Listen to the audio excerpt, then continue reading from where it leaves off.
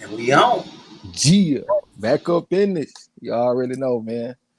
Just about to come up in here and chop it up a little bit, man. Talk about the boxing from this past weekend, open topics, and do a little bit of trivia. You about to say something, bro? Yeah, shout out to Lil Rock. Salute, fam. D-Lo 404 in the building. Chris Ray, blessings, bro. Chris Rayner in the building. Salute, bro. Moni Stacks in the building. What's good, sis? Gil Cole's in the building. What's happening with it? What's up with everybody, man? Little Rock, D-Lo. I'm on this gas too, man. I'm fucked up. About to talk about this boxing, man. We had a hell of a fight this past weekend with this Michael Conlon boy, man. We gonna get off into it, man. What's up to Chris Ray, El Chopper in the building? So if you ain't checked out the video on the Black Murderers Row, check that out. That'll be player. What's up to Miss Money Stacks? I done seen you on a couple of live streams and videos looking kind of thick. What's up to my boy Gil Coles? Goddamn me, salute. Rod X the champ in the building. What's going down? Yeah, man. Appreciate y'all coming through. Well, yeah, man, we had this all-time classic fight this past weekend with this Michael Conlon kid, man. And I'm gonna tell y'all, man, I had said last week that don't be surprised if we start seeing some of these switch hitters, ambidextrous fighters, when they step up in class, take some losses. We had one with Little B Hop 2 weeks ago or whatever that was, and then this past Saturday we had Michael Conlon. Michael Conlon, another one of them switch hitters, and he went out there and got his ass whooped. And I really wish I could ask him, like, what made you want to go southpaw in this fight? Because it wasn't nothing really that I was seeing that would make me think that southpaw was the best way to go. It looked like, man, I would have just got in that orthodox stance and put them hands on his ass, working off the jab. You know what I'm saying? But it was a great fight. I thought he made the fight tougher than it had to be. That's part of the reason why I ain't do too good on the Count Ross this week. Yeah, I barely want to talk about it. What's up to Miss Almond Brown, the angel herself? What's going down? She said, hey, what's up? She said, blessings, Marlo Trex and the fam. Salute to you, man. If y'all ain't subscribed to Miss Almond Brown, y'all subscribe to Almond Brown, man. She's an angel. J1 Pro Da Vinci was going down. So what's good to the gym? Salute. Salute to you, man. But yeah, man, one thing about Michael Conlon, when I was watching that fight, he kept on throwing that looping left hand over and over again. And a lot of the time when you see them fighters that switch, they can't really throw the left hand straight. They like to throw it looping. Like I talk about that shit all the time. And he kept throwing the same left hand over and over and over again. And that left hand that he was throwing, I can throw that shit. And what I'm trying to say is I'm not ambidextrous. You know what I'm saying? Like I'm heavily right-handed, but I can throw the punch that Conlon was throwing. You see what I'm saying? That looping left hand, I can throw that shit. I want to see you throw it straight. And if you can't throw it straight, I don't think you need to be switching. You know what I'm saying? And then at the same time, the guy was in the Philadelphia shell type of thing too. And I wanted to ask y'all, have y'all ever seen a southpaw in a Philadelphia shell that was successful? I couldn't really think of now. I guess the closest that I can think of was Winky Wright, but I don't really consider that a straight up Philadelphia shell that he in. You know what I'm saying? But for the most part, when I see people fighting out the shell, they orthodox fighters. And he going against the grain with that shit. Salute to my boy Duquesne Dibbs in the building, man. That's a social scientist. He gonna be on the next episode of our cartoon, man. He went in there and killed that shit too. That shit had me dying laughing when I heard that, man. That shit was hilarious. Ms. Auburn Brown, oh yeah, man, we definitely appreciate you, man. You like glue in the community. One of them people that keep everybody together, you know what I'm saying? So we appreciate you coming through and shit. D-Bid OG in the building, what's going down, man? Say peace to the boxing fam. Shit, we just up in here chopping it up, man. This open topic, whatever. Right now, I'm just talking about Michael Conlon. I'm disappointed in him, man, because I was kind of high on him. He was 248 and 14, Olympic bronze medalist. He got cheated in the last Olympics in 2016, and I thought he could have did pretty well in that Olympics. You know what I'm saying? I thought he just had the ability to go out there and outbox this guy. I guess he the fighting Irish for real. You know, that Notre Dame, the fighting Irish, he the fighting Irish for real because he went out there and made that shit a fight. Like he went out there and made that a war, and he didn't have to. He could have just went out there and outboxed the guy. And I want to say that I would favor him in the rematch if they was the fight, because if this fight right here was only like 10 rounds, he probably would have won. But I can't really trust him. because he don't really have the boxing IQ, you know what I'm saying? But like I was saying, when it comes to these ambidextrous fighters and stuff, I want to keep track of how they do, because this is kind of unprecedented where we have all these switch hitters, uh, doing real well. Like let's think about the greatest fighters of all time. Like let's say the top 100, maybe 1 or 2% of them are switch hitters. But today we got a lot of switch hitters. So let's see how successful they're gonna be. I want to see what's gonna happen with Boots Ennis and all of them when they start fighting tougher competition. I want to see how that shit gonna go. You know what I'm saying? What y'all think about that shit though, man? I think it's gonna be like the fight of the year.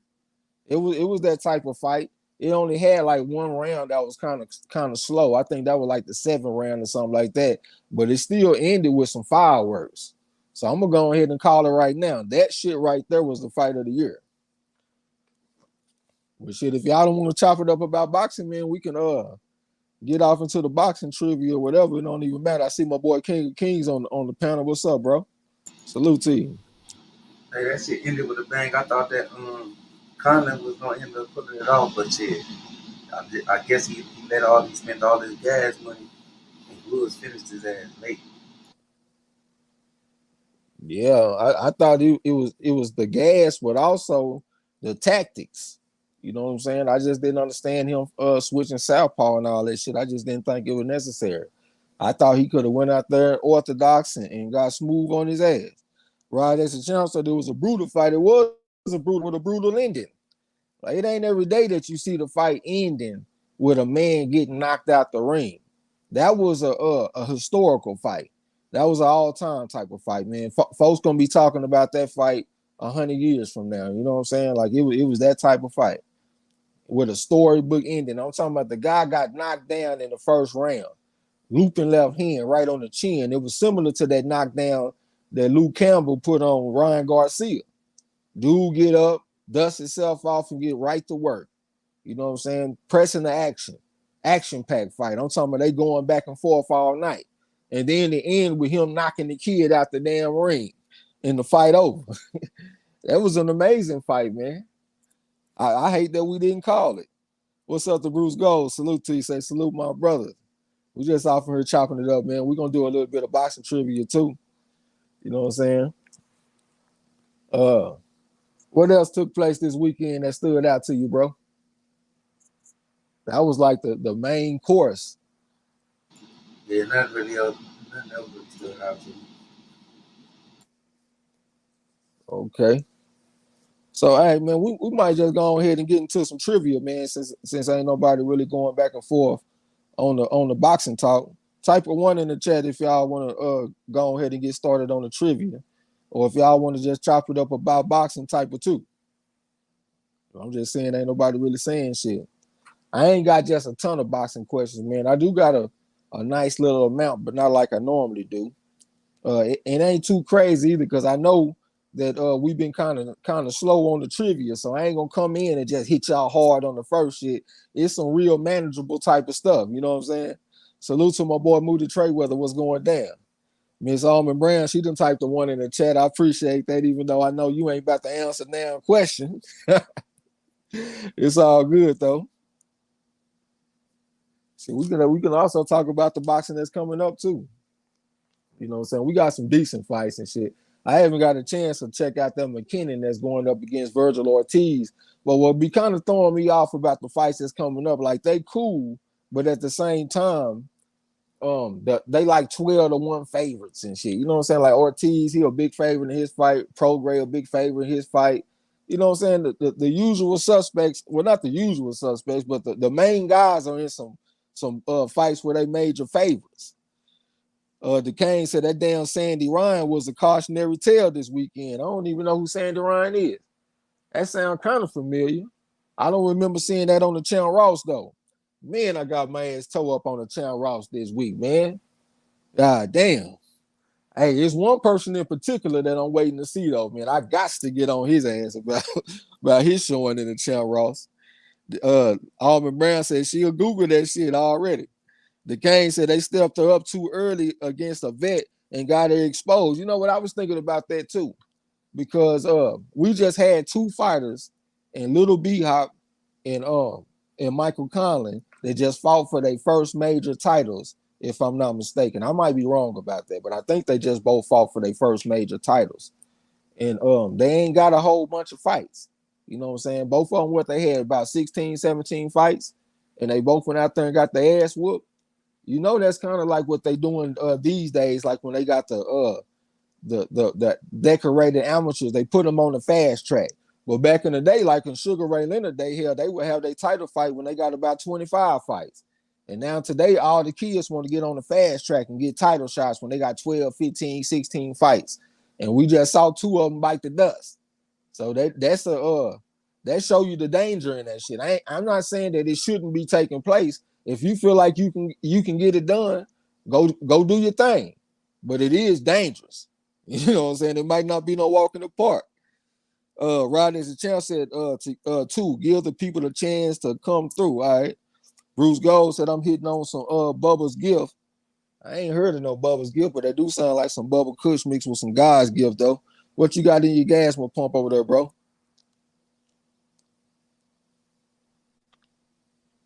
I forgot what it was. The OG though. OG. The Kane, what's up, bro? What's happening, man? See, we did shit. What's good? King salute, bro. Hey, some Skywalker OG. Oh, you got you some Skywalker? You been Skywalking on them haters a few times here lately. Yeah, man. You know my boy been having that shit. Yeah, what's up to Chan Ross in the building, man? I think Chan Ross was at the bottom of the list this week, man. It was ugly this week, man.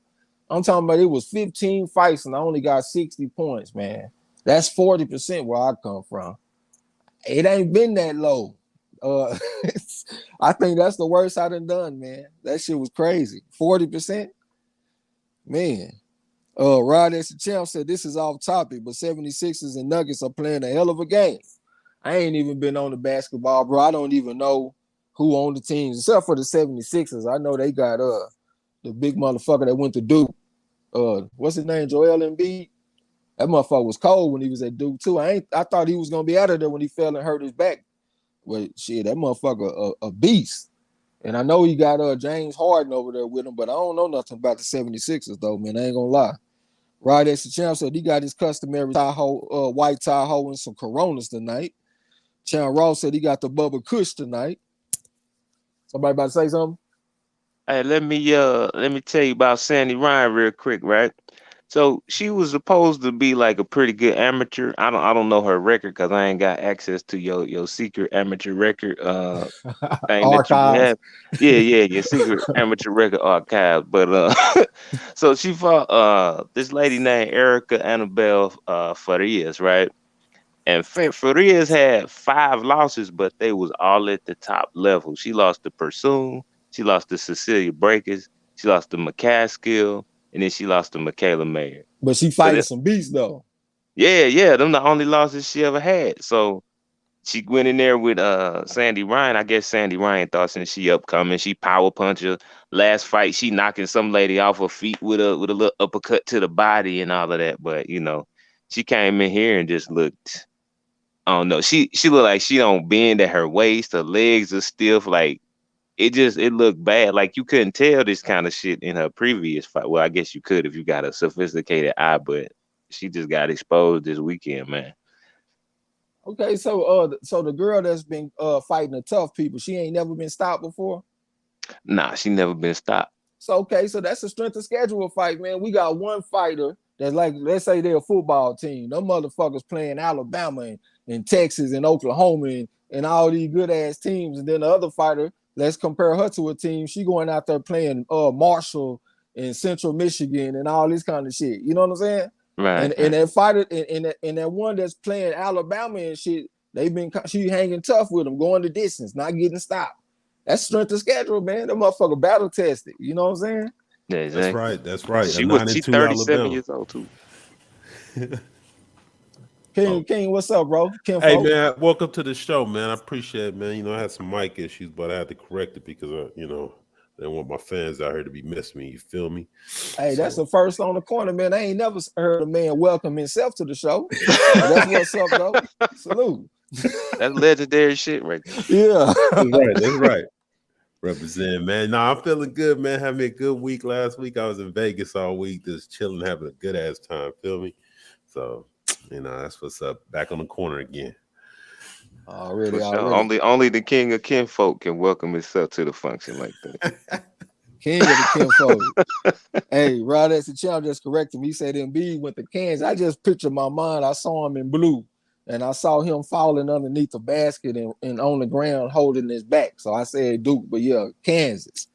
Appreciate that. You know what I'm saying? Chan Ross said, yeah, it was really rough this week. I had 50. Don't feel bad. I had a losing record this week. Damn, fell hard in the standings too. Yeah, man. I was on the fringe of the top 10 because I had a tough week and they had knocked me from 10 to like 11 or some shit. And then boom, I'm down at 14 now, man. That shit was rough. And I'm losing to a woman. I don't know who the fuck that Melinda something. I don't even know her name, but I'm losing to a woman over there. I don't like that shit. Bruce Gold said this is a cross between Bubba Kush and God's Gift. Yeah, that's what I said.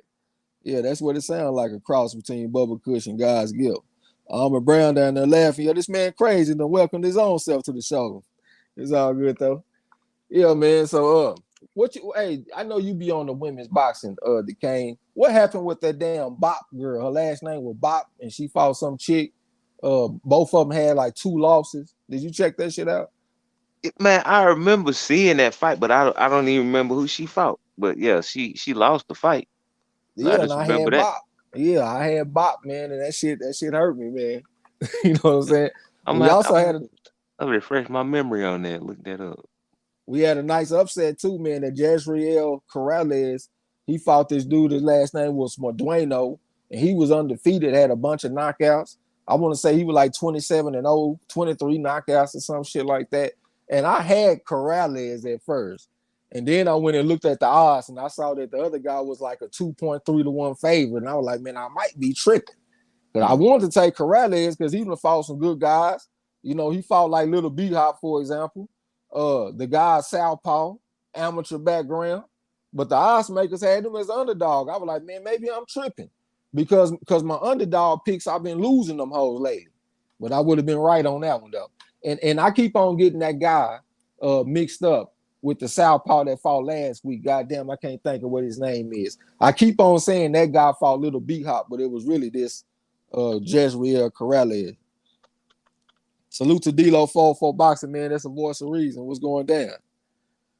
Alma Brown, she talking to y'all. She said that was a first for me, too. Welcome and blessings to King of Kings and the Kane Deals and Social Scientists. Salute. Yeah, Chan Ross said, I know, right. We got 2 ladies in the top 10 beating our asses. We got 3 weeks to get right. I ain't even know if it's 2 women in the top 10. I can't be, yeah, man. Hey, man, you ain't got to be adding to my injury and shit right now. Y'all, I feel bad enough with it just being 1. D-Lo said, man, I changed my pick too. I had Corrales. Yeah, man, I wanted to take him. I'm going out there looking at them damn odds and shit. Craig J, salute to you, man. What's going down? Y'all need to get in that Channel Ross too, man. Y'all on the panel, the Kane Deals and King of King, man. We need backup over there, man. It's tough over there, though, boy. You swimming with the sharks in that motherfucker. I ain't lying. One slip up, nigga. Next thing you know, you done fell 4-5 spots in the standings. You know what I'm saying? For real. My boy Gil Cole's been holding it down, though.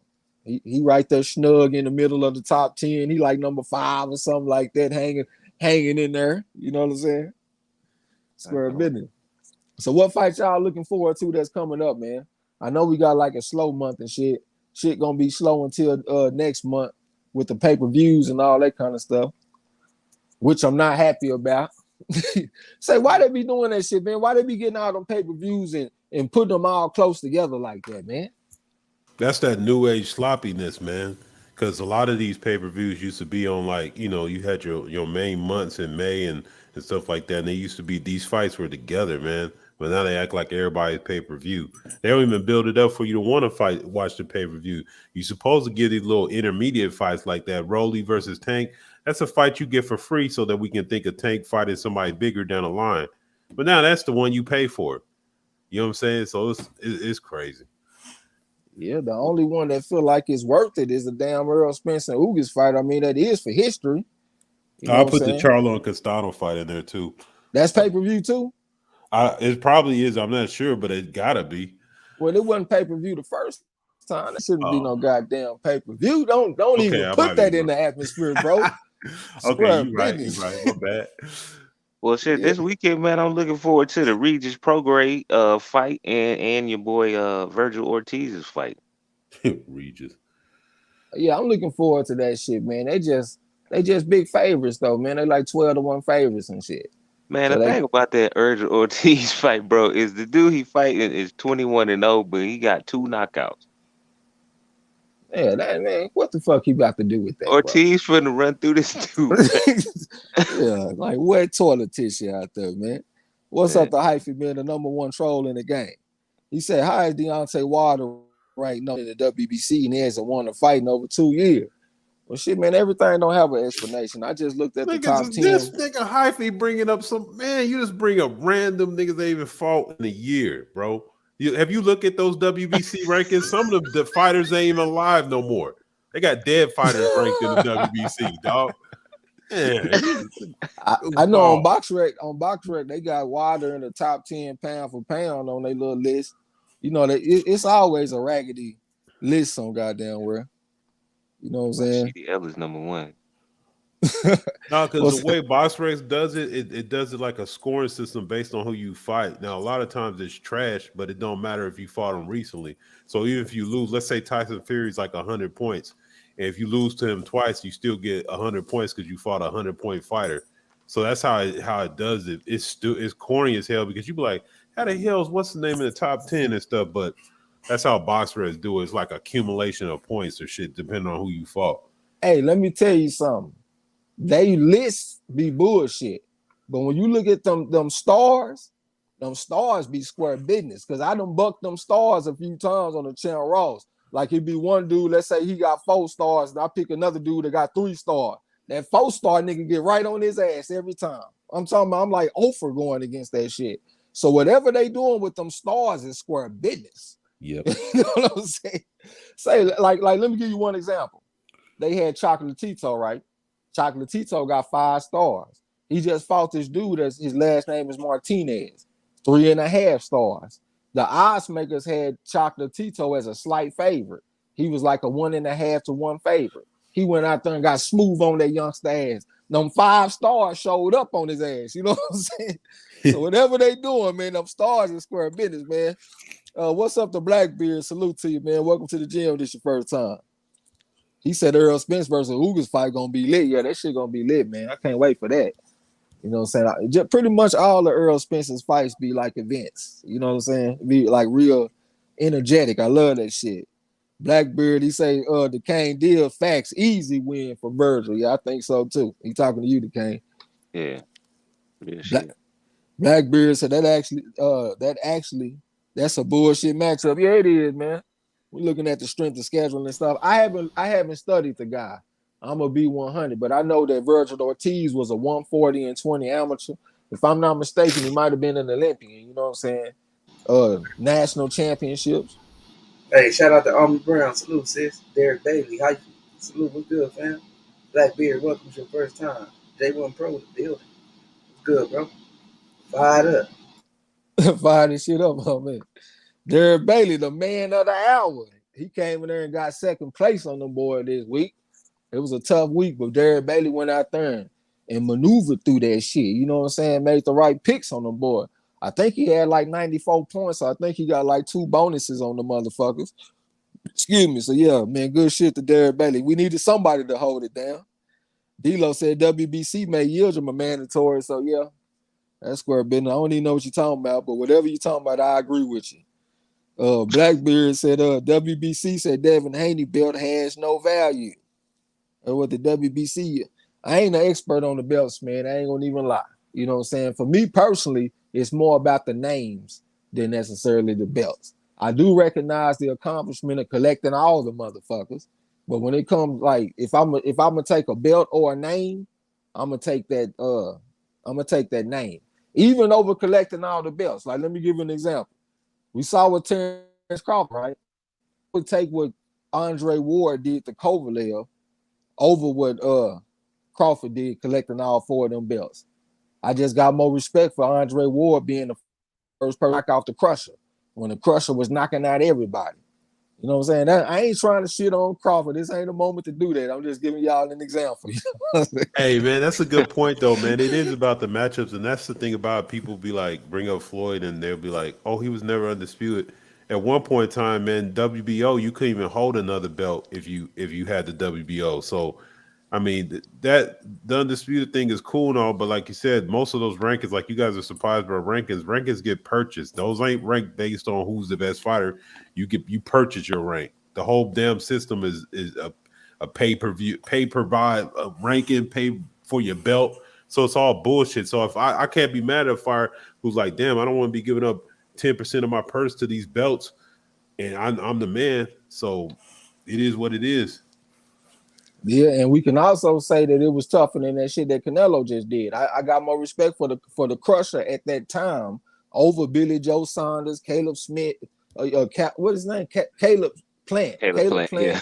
And, Yeah, Clint. you know what I'm saying, man? Them Ducking motherfucker ass. weak out there. Yeah, Callum Smith. I done took 2 men and put them together. I said Caleb Smith, but yeah, Caleb That's Plant and that's Callum how Smith. indistinguishable they are.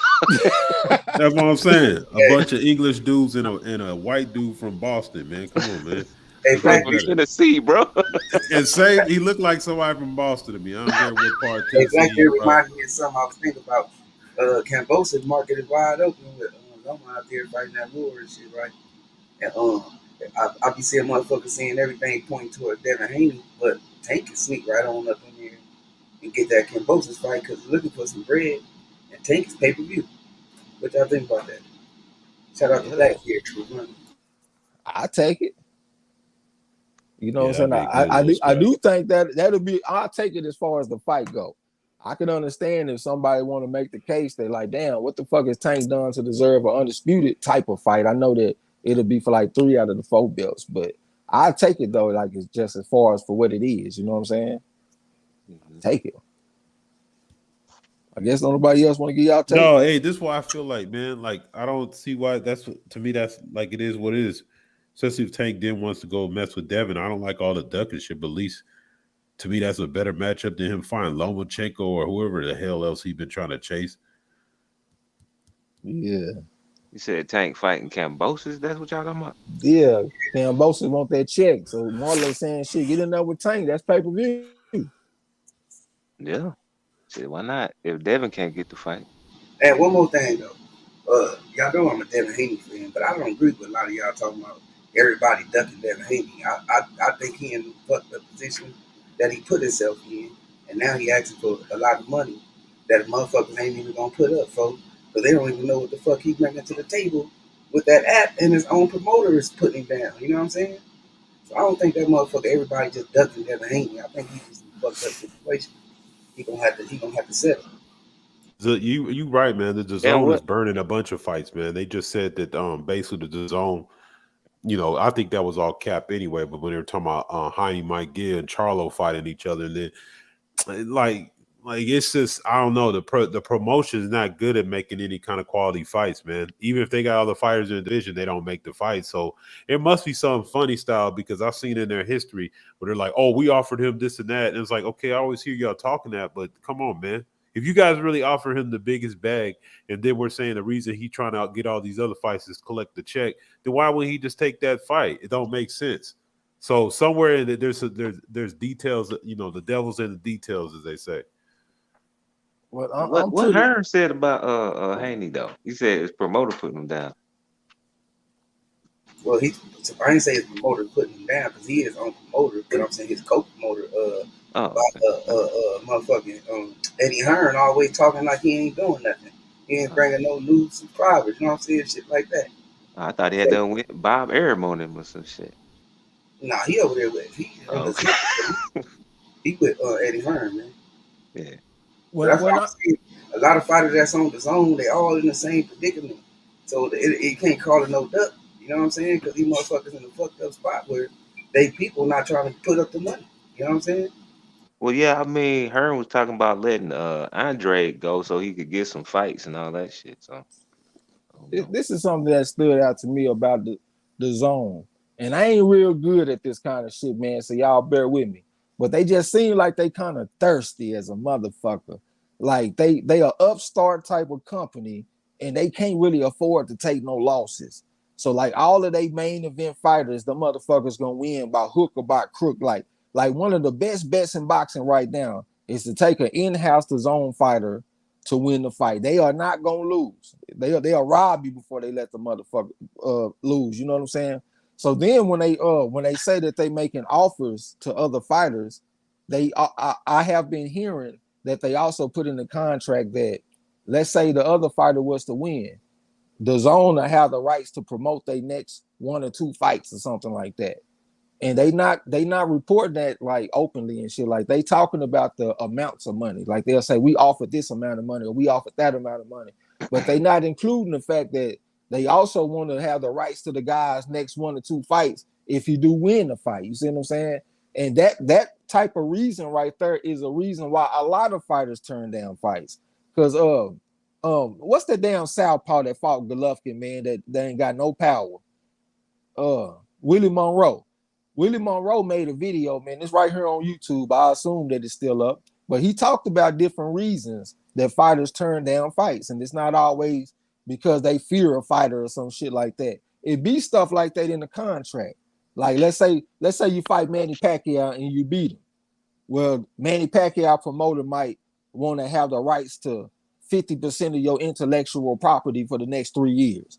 Or he want to have the rights to promote your contract for the next two fights. That type of shit don't get talked about in the media too much. You know what I'm saying? We just talk about the dollar amounts. He offered them this money or that money, but they don't talk about the whole story. And the zone, they just seem like they thirsty as fuck, man. They own all of that. You know what I'm saying? Yeah, can't argue with that. Hey, that's why I like how Earl stood up and put a lot of motherfuckers in their motherfucking spot. You know what I'm saying? Because motherfuckers seem to talk about the negative and the personal and the pocket watching instead of breaking down the skills and pumping up motherfuckers to see the fight. It's they content be to chase away from the fight. You know what I'm saying? One duck and another. One this. One. You know what I'm saying? Should do this. One should do that. Like, you know what I mean? Instead of pumping it up, because they both got good resumes. They rolled to the motherfucking title. You know what I'm saying? Was something to talk about. So it's a lot of content that you can do to pump up the fight instead of doing shit to take away from the fight. You know what I'm saying? Yeah. Okay, I'm gonna jump in the chat, man, because the comments got way away from us. You know what I'm saying? I hate to break up conversation and shit though. But let me jump up in there real quick. Hell, I done lost my goddamn spot. D-Lo right here, he said the answer is likely because Wilder brings nice sanctioning fees. I can definitely see that. Hyphy said Andre and Benavidez are not going to fight anytime soon. They're both going to receive secondary belts in the next fight. She can't unify secondary belts. Yeah, I have been seeing that shit heating up with Benavidez and Plant. You know what I'm saying? It seems like that's one thing that I notice about when I see explosions in social media with fighters. Like it seems like that's always like misdirection. Like they'll start talking shit to each other, but they actually working on another fight behind the scenes type shit. You know what I'm saying? Like whenever, like let's say two fighters blow up on each other on Twitter, they going back and forth. How often does that materialize into an actual fight? It seems like that shit don't happen very often. You know what I'm saying? So I was seeing Plant and Benavidez, but it seemed like I've been seeing Plant and Darrell. They say Anthony Darrell and Plant supposed to be fighting. So Right, that and just then the winner of that's supposed to fight the winner of Benavidez and what's that dude from Canada? Lemieux. Okay, so I Yeah, ain't had a Lemieux. whole story then. Yeah, later Okay, this year. okay, that I guess that's player. Like what is that? A stay busy fight for Plant or something? I guess so. Damn, that's where Darrell at, huh? He a stay busy fight now. Damn. Yeah, Uh, Darrell's a gatekeeper, bro. yeah, obviously. D'Lo said I assigned the stars. I don't even know what this man talking about. Ms. Alman Brown said, please remember to like the video and share if you can. These Ghost Smell motherfuckers can hit the like button. Man, y'all hit the like button for us one time, right? Daddy say somebody keeping it in the hundo. Blackbeard says, all I know is Tank will whoop Cambosis. Cambosis don't want no smoke. I favor him, but at the same time, I favor Tiafimo over the motherfucker too. But he did get Tiafimo out of character, you know what I'm saying? And me and D-Lo was talking about this too. Whenever you got them fights that's being pushed back a lot, it seems like that shit is favoring the underdog. You know what I'm saying? For whatever reason. We kind of speculated that maybe they get a chance to look at more film. They get more time to adjust to the situation that they in, accept the circumstances, shake off the butterflies, and go out there and handle their business. You know what I'm saying? But so far, the examples that with these fights that's being pushed back, it's been favoring the underdogs. The underdogs been showing up, fighting hard, the motherfucker. Blackbeard say Baltimore squad. Salute to my boy Napoleon Armstrong in the building, man. What's going down? Yo, Blackbeard representing Baltimore. Hey, man, my pops was telling me the other day, he said, man, I done been all over the goddamn country, all different types of cities. He said the roughest by far was Baltimore. It ain't even close. He talking about compared to New Orleans and a lot of places he done been to, he said Baltimore was square business. You know what I'm saying? Salute to Baltimore. Got some killers out there. D-Lo said, anytime someone mentions Kovalev, Ward, or Adonis Stevenson in the same sentence, I think of Darnell Boone dropping all three of them. Yeah, that's a hard punching motherfucker, man. He had his first share of losses, but he had some dynamite. D-Lo said Tank is fighting Rolly, though. He is. D-Lo said Tank said he will fight, but for not for all those belts and fees. I would say so it's some fighters that's starting to think like that now, huh? They don't even want the belts because they don't want the sanctioning fees. That's kind of interesting. I think it would be more interesting if they said they want to replace the belts with names. Because for right now, it looked like he's saying, I don't fuck the belts, but you ain't fighting nobody worth a fuck. You know what I'm saying? That's just my opinion, man. I ain't got that much respect for Santa Cruz and shit. Even though I probably should have more respect because he was 148-7 amateur. So I gotta have some kind of respect for that.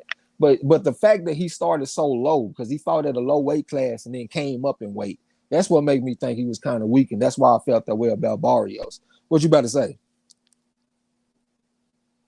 Damn, I thought somebody about to say something. I'm over tripping. Blackbeard said Marlo facts. Devin Haney is in a bad situation. He said hopefully he don't end up like Andre. Damn, Andre the poster child, man. The who needs some club. Pound for Pound King, welcome to the gym. This your first time. So Cambosis' team isn't talking to Eddie. Can y'all hear me? Yeah, we can hear you just fine. All right, my shit started skipping on his other phone. A lot of time, that's when my Wi-Fi get the tripping, man. I just gave the goddamn neighbor $20, man. Tighten my Wi-Fi up. Pound for Pound King said Cambosis' team isn't talking to Eddie. They're talking to the zone management now.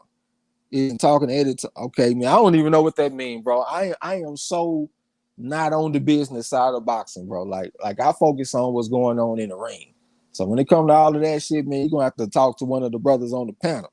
So he said Cambosis' team isn't talking to Eddie. They talking to the zone management now. Does that mean something to any of y'all? Maybe just more in the round. Let's make the fight, man. We don't know what the hell going on. Just people, damn. There ain't no fight, so who cares who he talking to? That mean Ken both are smart, in my opinion. You know what I'm saying? Eddie be dropping the ball. Elaborate. Eddie be dropping the ball, and he done dropped it too many times. You know what I'm saying? Going through Eddie, he got a bad reputation, a low ball. You know what I mean? I guess Cambosis wanted his way, so he gonna go through the zone. All right. So he going straight to the source like Frank Lucas on American Gangster. Hyphy say Devin Haney versus Joseph Diaz sold 4.K tickets. Yeah, he's some star being ducked. He laughed and told me, yeah, sure. D-Lo said we have to stop trying to make sense of some of this BS. Chan Ross said, look like Cambosis wants to fight in Australia. Which fighter is willing to travel to fight? Lomachenko. Well, he can't do it now because he's fighting, but he was willing though. Yeah, I believe he would. Pound for pound King said they lost 1.3 billion this year. Who lost 1.3 billion? The Zone or something? Maybe talking about the Zone, because I was saying them motherfucker thirsty over there on the Zone, man. They ain't trying to lose nothing. You know what I'm saying? Especially when it comes to they big name fighters, man. They ain't losing no decisions over there. Saw what happened with Golovkin and Derevyanchenko. Blackbeard, okay, talking to Sharon Ross, let me get out your business. Blackbeard said Mayweather won't let Tank go to Australia. That would be like a dangerous situation for his young fighter. Put him in some hostile territory like that. So I guess if he being a good manager, maybe it wouldn't interest him to send his fighter to Australia, especially since he only got one like Tank. I'm not justifying it. I'm just trying to make sense of it in my head. You know what I'm saying?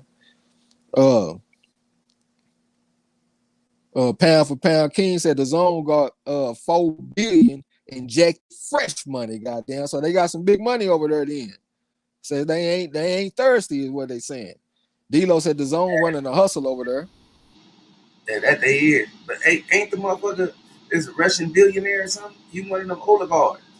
If I'm mistaken, anybody know if he's a Russian billionaire? I believe he is.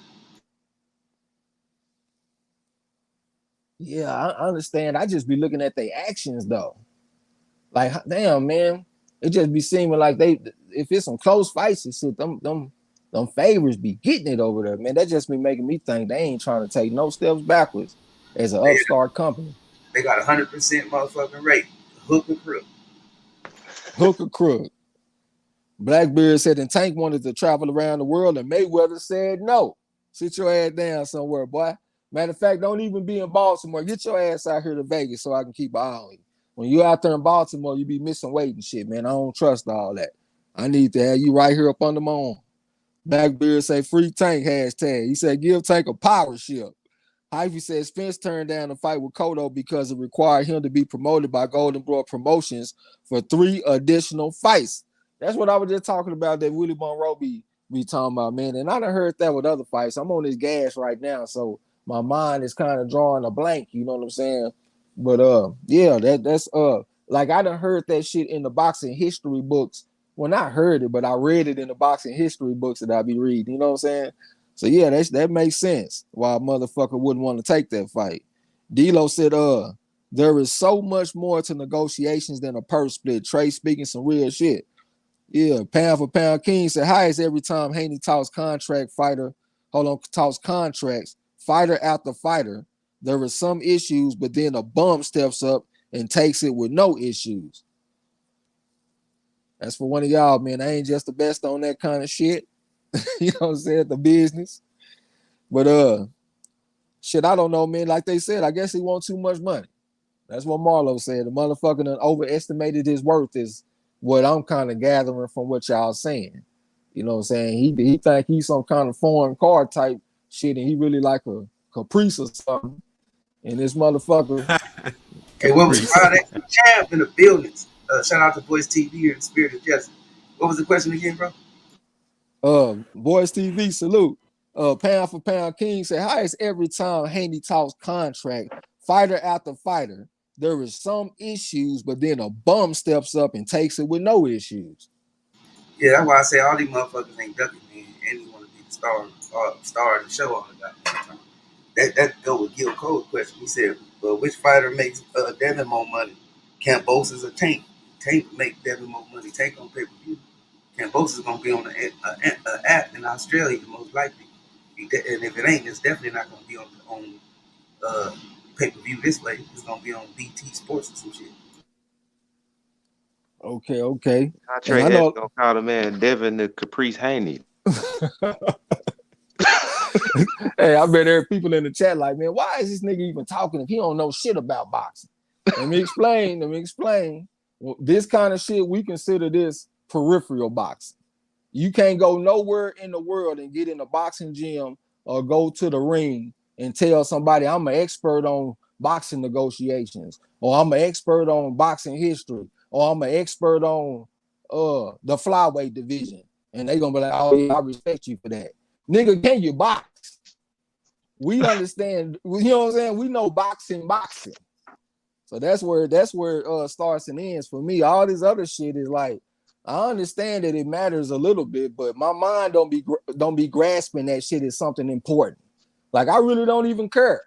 When the fights start taking place, that's what I care about, man. I want to see the motherfuckers fight so I can call a frog at a well. Y'all Napoleon gotta Arms, remember this is known as the gym. So yeah, that's the gym. You know what I'm saying? This is the mother effing gym. Yeah, Napoleon said, "What up, Trey Marlo panel in the chat? Salute to you. My boy been holding it down on the channel, Ross too. He just beat me by like 15 points or some shit. You know what I'm saying? I'm coming back tough next season though. In the Hey, building, it sounds like you already gave up the season, bro. What's going on? well, I'm down 100. I'm down like 90 points from first place, and we ain't got but like 3 more weeks. So I oh, you ain't gonna got be no. like little Beehive, you just gonna give up. Okay, I see how you gonna do. Bro, it is what it is. If it's a football game and you down 35 in the fourth quarter with 3 minutes to go, it is what it is. Bro, doing the Antonio Brown. Coach, it's over. Shit, y'all need to go in no more. My knee hurts. Shit, more like a Lamar Peterson. What you want to do, coach? Shit. When he was fighting Earl, you know what I'm saying? Chan Ross said PBC using Barrios like a hook on the street corner at 2 a.m. Goddamn me. Yeah, man, they doing Barrios bad. He another one of them dudes that done fought as low as like 122 or some shit. What's the weight class? Yeah, 122, I think, is low as he fought. It might have been lower than that. One of y'all niggas smacking on that chicken bone and sucking that grease off that chicken bone in my ear, man. Y'all got to calm this shit down. That's a social scientist, man. He love that chicken grease. That's a shoulder scientist. Now you gave him that My name fault, man. too. I thought I was on mute and shit. I'm over here eating pizza. My fault. Let me mute myself. Man, then you come on there with your mouth full of food. God damn, you ain't got no whole trade. Spirit of Justice, salute, man. If I ain't said it to you already, said R.I.P. the bad guy Razor Ramon. That motherfucker died. I ain't even know that shit, man. R.I.P. to Razor Ramon. That was my man. The Razor's Edge.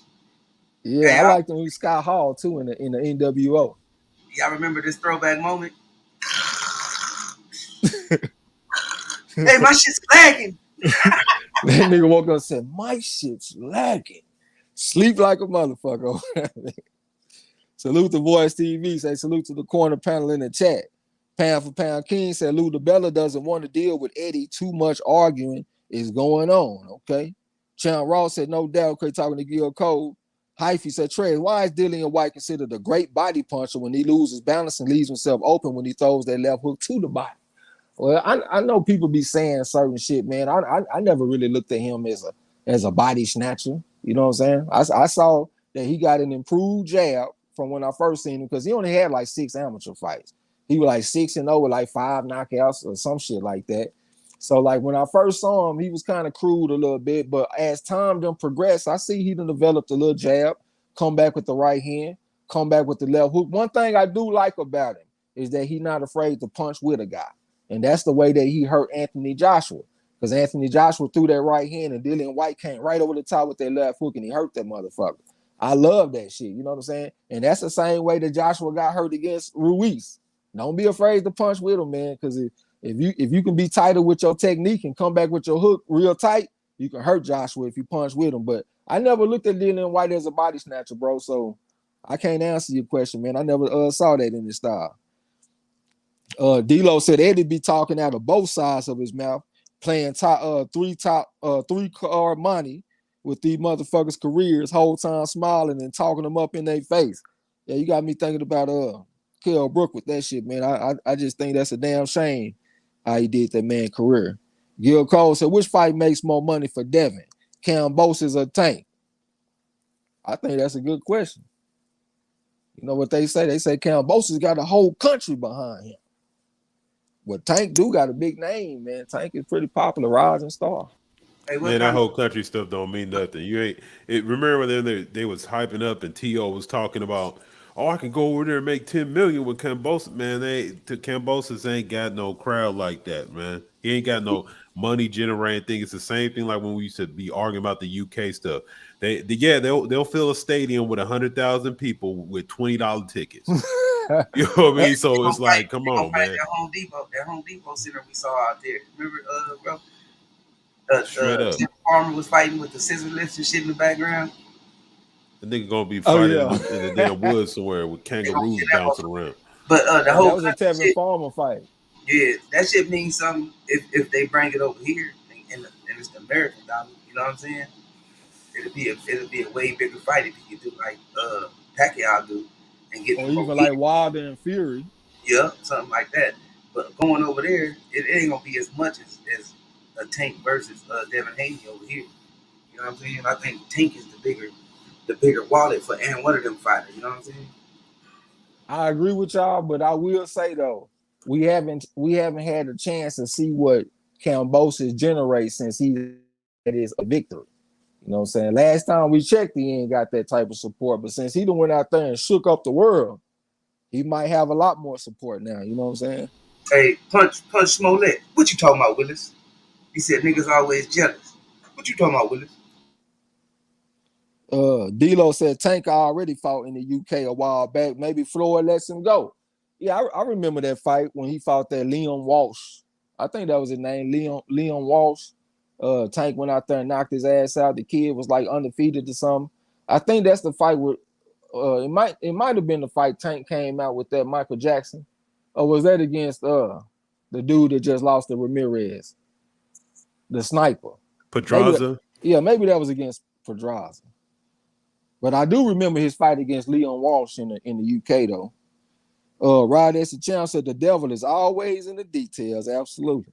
D'Lo said a star can get a larger share of a smaller pie versus a guy just happy to get the fight, like Danny Swift Garcia versus Salka or Granados. That's why those fights are made so easily. Hell yeah, and a lot of them fighters, they ain't in position to be turning nothing down. You know what I'm saying?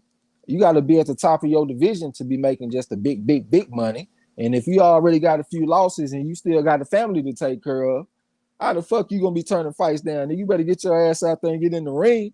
That's better than being on the shelf somewhere where you can't even take home a paycheck to baby. So yeah, get your ass in that ring. Gil Cole said, Marlo, I agree. Tank is a way bigger fight than Kambosos. D'Lo said, yeah, this is the gym on the corner on the block. Absolutely. Napoleon said, Conley lost me a draw. Lost my draw, get knocked out in the 12th. Yeah, Conley fucked me off on the Chan Ross period, man. We were talking about that shit earlier. I had a little breakdown on it. I ain't gonna go through all that shit again, you know what I'm saying? But I just didn't understand why he went southpaw. I just don't. I thought he would have fought better in a simple orthodox stance. And if you look at the jabs and shit he was throwing in the first round, getting his head off the line and shit, that shit looked pretty good. Then all of a sudden you go southpaw and you get in the Philadelphia shell. I asked the question earlier. How many southpaws got a good Philadelphia shell that y'all can think of? Every fighter that I can think of that have fought out the shell have been orthodox. I don't know no southpaws that fight out Because that. because here's the thing about it is why you would you like if you're an orthodox fighter using the Philly shell, the fighters that you would have trouble with are fucking southpaw. So if you're a southpaw, naturally you're already gonna have trouble with right-hander. Then you put yourself in the Philly shell, which is made to defend against somebody who has a similar stance to you at southpaw stance. You leave yourself wide the hell open against a right-hander on top of the regular issues you have with them.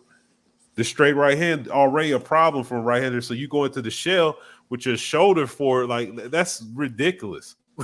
Like it's like a one-way mission to get knocked out. That's why if you Yeah. see when Floyd used to use the shell against southpaws, he would put the two hands up or shift back and forth because it can be neutralized by somebody in the opposite stance. So a southpaw, that's nightmare when you mostly find orthodox fighters. See, he was able to adjust with that shit too. Like instead of pull counter over the jab, the way he normally do, like with the right hand, he'll come over the top of the jab with a jab. We see that a lot in fights. Even when I'm calling fights, I say he came over the top of the jab with a jab of his own. That most of the time that be southpaw against orthodox because that's the way they counter each other. Well, that's one way that they counter each other. You know what I'm saying? If you don't have that understanding, I don't think you need to be fucking with it. And just looking at Conlon out there, I just didn't see a guy that got mastery of using the southpaw stance against an orthodox fighter. I just didn't see that. So I think he needs to focus on the orthodox stance, man. That's my opinion, though. Yeah, and ain't that a situational defense though? That's not a defense that you want to carry throughout the fight. You know what I'm saying? Yep, exactly. That's a situational. You said like I see Mayweather setting the motherfucker up with the 50 shell for a counter. You know what I'm saying? Some kind of counter, make him walk in or something. I don't be seeing him doing it the whole time. You know what I mean? Sometimes he mix that shit up. He go on a high guard. You know what I mean? He do a lot of shit. Well, There's he need tried to for it. have different looks in the fight too. He didn't just straight go shell the whole fight, you know what I'm saying? But it was a major weapon that he used in the Yeah. fight. Mexican I Mike, just welcome to the gym for your first time. He said, "What up, Trey?" salute. And it wasn't even about just the shell, bro. It's the shell at the southpaw stance is what I'm tripping on. You know what I'm Exactly. saying? Gil Coles said if you're down by 35, but you got Brady, it's different. Hashtag Brady is back on them boys, goddamn. Here we go. Yeah. D'Lo said, bail me out, coach. What you want to do? Goddamn, that's at Lamar Peterson. Sean Ross said the defending champ Troy X quitting in the championship rounds. Oh no, he looking for the towel to be thrown in from the corner. That is not true. Let me tell y'all. I'm a realist when it comes to winning. I know that they too far ahead, but I do want to make the top 10. So I'm still fighting to be in the top 10. And I told Sean Ross that. I said, man, I would like to be in the top 5. But hey, top 10 is at least a goal, you know what I'm saying? Because I can't be outside the top 10. Rod S. Champ Classic. Punch Smollett said niggas always jealous. I have no idea what this man. He probably a troll or something. Yeah, he is. With his name. That's Just what looking at his picture. I don't even see how the jealousy even you can't bring that shit in the gym. That's like a policy over here, man. You know, I was wondering if a nigga need to tell you those good old magic words, my player, my friend. But he never answered since I said something to him. He probably gone. Hey, God, Zuki and Entertainment, YT, welcome to the gym for your first time. We respect your opinion. Don't agree with you, but we respect your opinion, my guy. Oh, I'm gonna get to that in a minute. I got something for that, man. Hey, I'm putting all the attention on me. Put all the attention on me with this next Canelo fight. I'm taking Bivol. Hey, I'm gonna break it down though. D'Lo said, we don't even know if the man was a troll or not. D'Lo went on there and smacked him with a wrench just in case. D'Lo said Dillian ain't got no business using the moniker. It goes to show that the motherfucker can call himself any name in boxing. I would lie to myself like that. I felt the same way about Mike McCallum, though. I think that's a bad nickname for him, the body snatcher.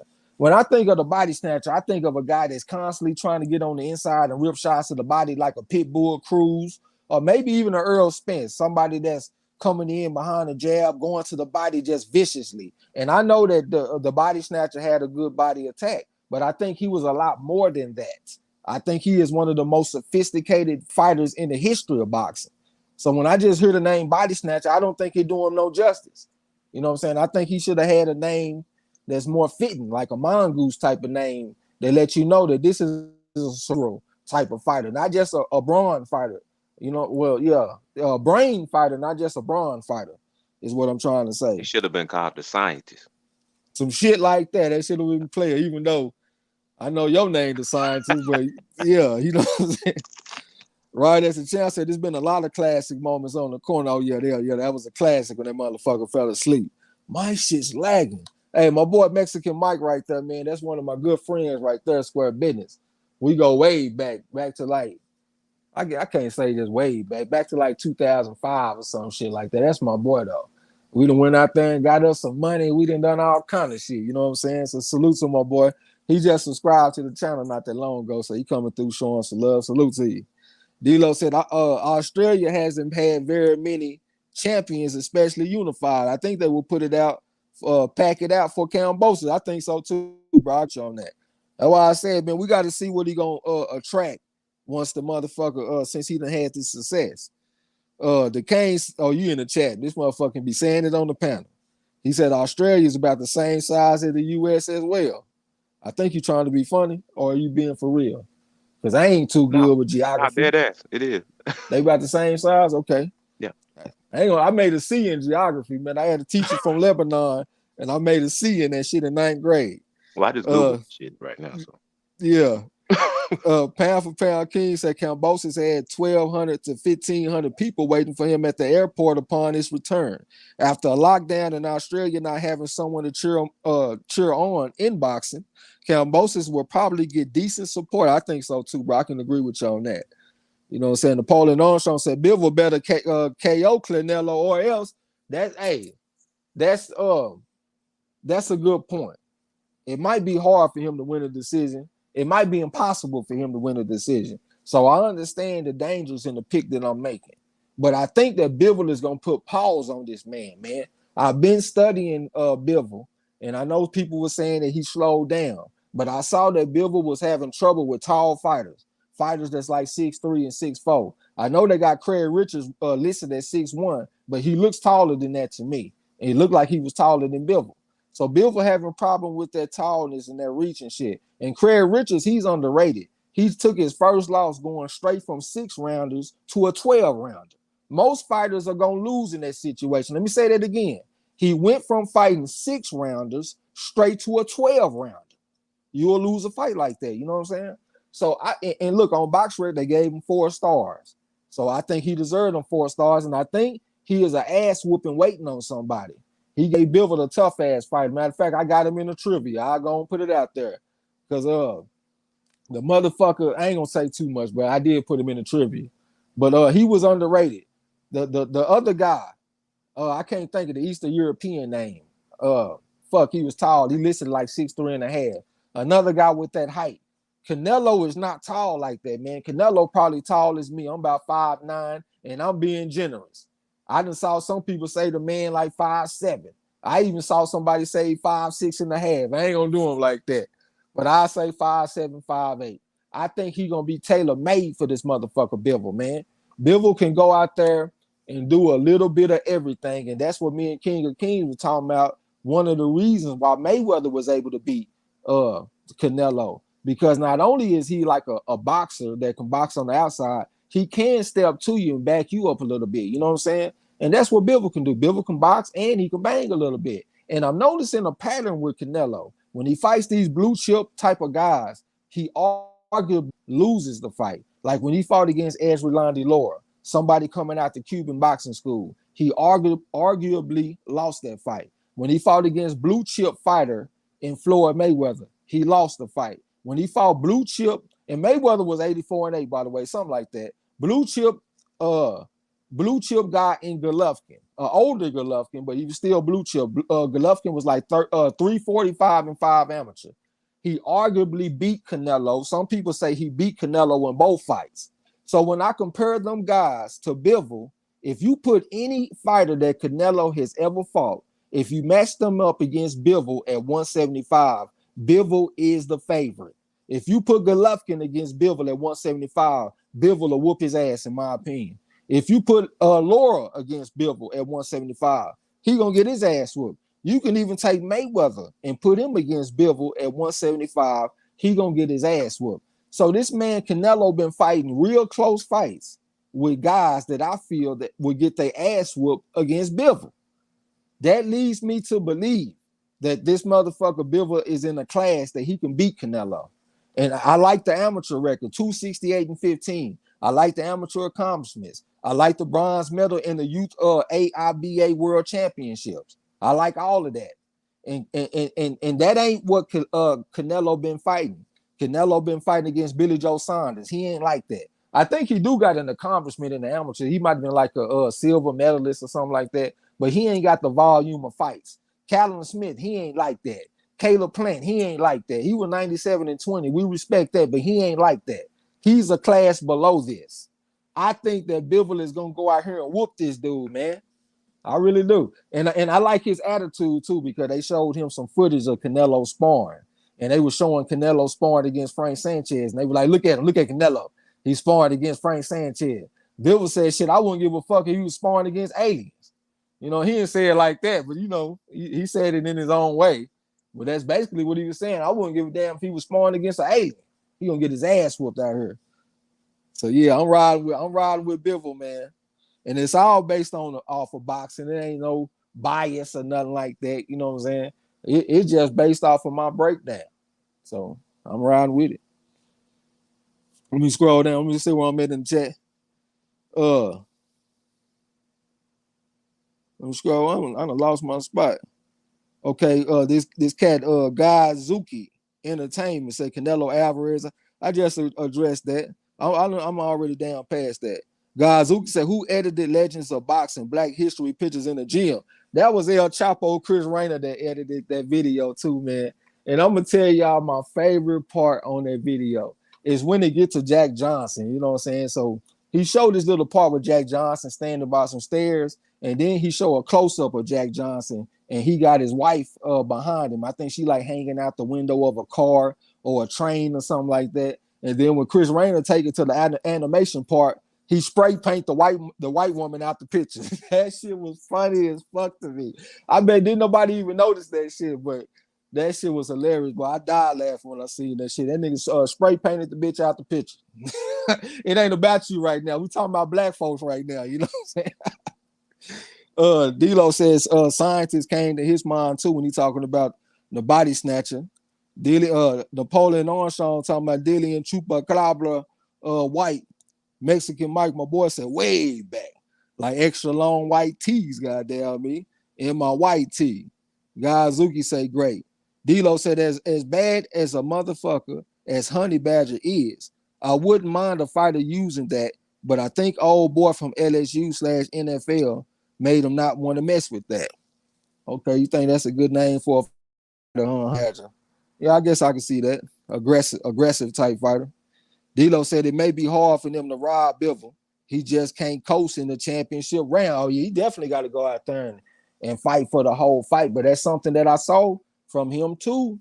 I saw him fighting for 12 rounds in some of these fights. Well, I ain't gonna say some of them shit, just about all of them. The motherfuckers them fought for 12 rounds from what I've seen. Like when I looked at him against Pascal, I liked the way that he was able to deal with that power. This is my opinion. I feel like Pascal hits harder than Canelo. I done seen Pascal hit some people with some shots, and I'm like, God damn. Y'all remember that right hand that he put on Sir Marcus Brown? I had said going into the fight too, I said, man, hey, John Pascal is a truth teller. He the type of fighter that bring the truth at you. He went out there and brought the truth out that boy that day. You know what I'm saying? Yeah, that boy Pascal dude got some rocks in his hand, man, and he'll bonk you upside the head real quick, make you woozy as hell. Got some power. And plus, I like when Bivol got hurt against Joe Smith. Joe Smith hit Bivol with a right hand at the end of like the 9th round, I think. And he hurt Bivol real bad, man. I'm talking about Bivol didn't even do a snaky leg to the corner. I don't even know what you call that shit Bivol did. He looked like he was in a dream or something, you know what I'm saying? But I like the way he responded. He came out in the next round and he said, okay, I'm gonna box this guy. But he was putting hurt on him at the same time. You know what I'm saying? Putting hard shots on him, even when he was boxing. And so he was still winning. That's what I'm saying. Like he was hurt, but he was still winning. And I know a lot of people might not have respect for Joe Smith Jr., but I got respect for him, man. He got knockout power too, man. Real serious knockout power. So yeah, I don't. Joe Smith maybe people could say, well, whatever you a plumber or whatever he does during the day, but he that right hand is heavy. He got a heavy right hand. So and when he after what that man did to Eliter Alvarez, man, he made Eliter Alvarez look like he wasn't never supposed to be in nobody's boxing ring. So I gotta respect him after that. Yeah, I see the lead right hand in my head right now. You were putting on that boy. And another thing about Joe Smith Jr. is like he ain't really just spectacular, but like as far as his basic technique when he wants to, he has some decent technique. Like when he throw the right hand, I see him hide his chin behind his shoulder, like they teach you in the gym, man. You know what I'm saying? So when it comes to the basics, he got some of that shit when he want to. He don't always use it, but when he want to, he'll dial in. And I think he was out there trying to win that fight against Bivol, and Bivol went out there and boxed his ass up. You know what I'm saying? Even though he did get caught with the right hand, I like that he experienced that, and I like the way he responded. You know what I'm saying? Can Canelo hurt Bivol? That's the question I got to ask. Can he hurt him, or is he too small? Man, he gonna have to reach for the motherfuckers. Bivol, he uses height decently from what I've seen. You know what I'm saying? So I think Canelo gonna have to reach. It might be a you reach, I teach moment in this motherfucker. You know what I'm saying? Yeah. But from what I've seen, I think Bivol might be able to deal with his shots, man. Because like I said, he done been in there with some pretty good punches. Pascal was going to the body on Bivol. I'm talking about real body punches, digging to the body. Bivol ate them hoes, man, and came back with something. You know what I'm saying? Like I really been watching this guy fights here lately, man, and I like what I'm seeing from Bivol. And just looking at the number, looking at the data, and just putting it all together, I have to lean towards Bivol in this fight. I'm gonna jump back in the chat a little bit. Zuki said, I want to grow up and be as good as Ryan Garcia and Canelo. Well, shit, get in the gym, man.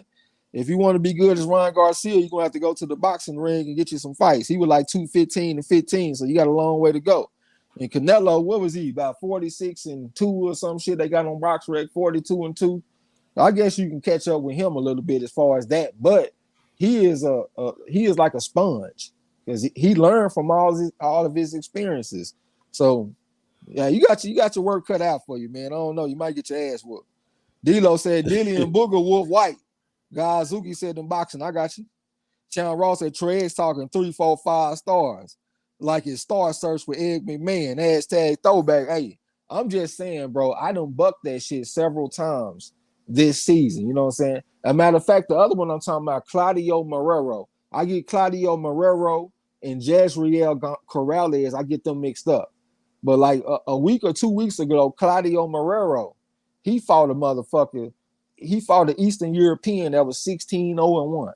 I took the Eastern European, Claudio Marrero, went out there and boxed his ass up out there from the southpaw stand. And I saw that Marrero, he was a Pan American Games silver medalist.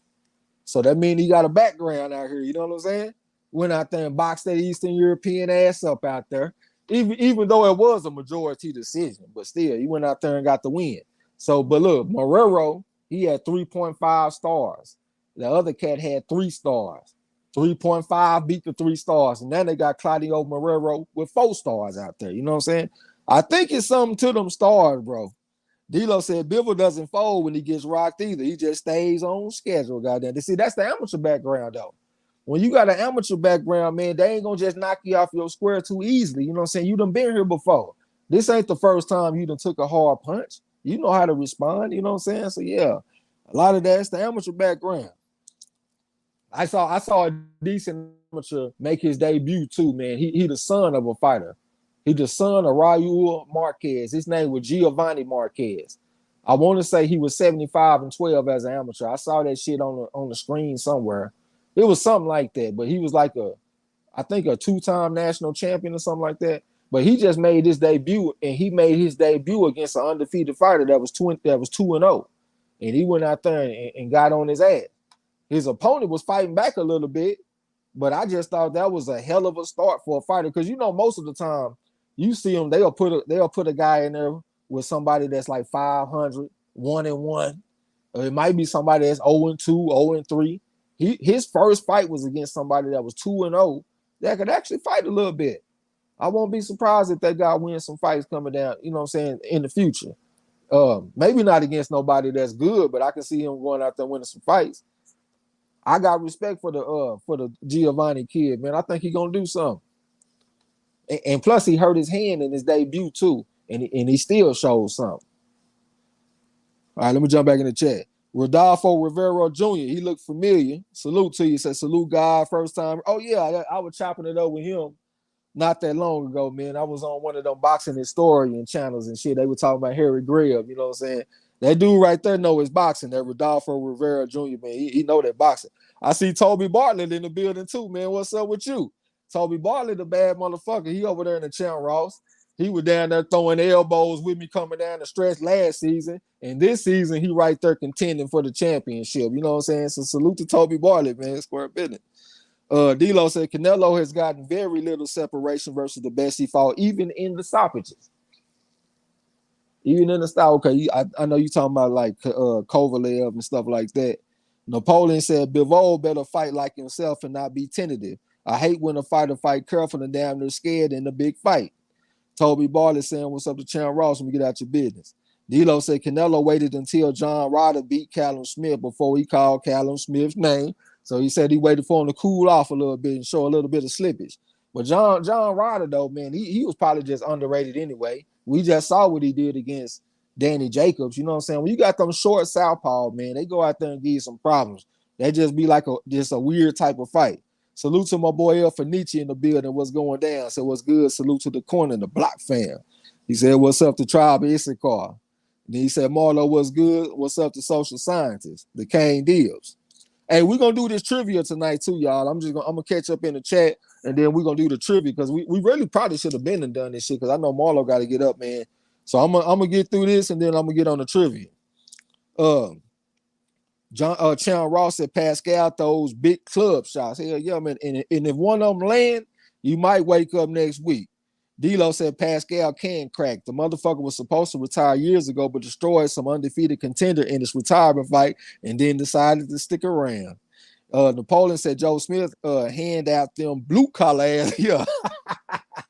Square business. D-Lo said Smith was just overmatched versus Bivol. There was a clear talent experience gap in play.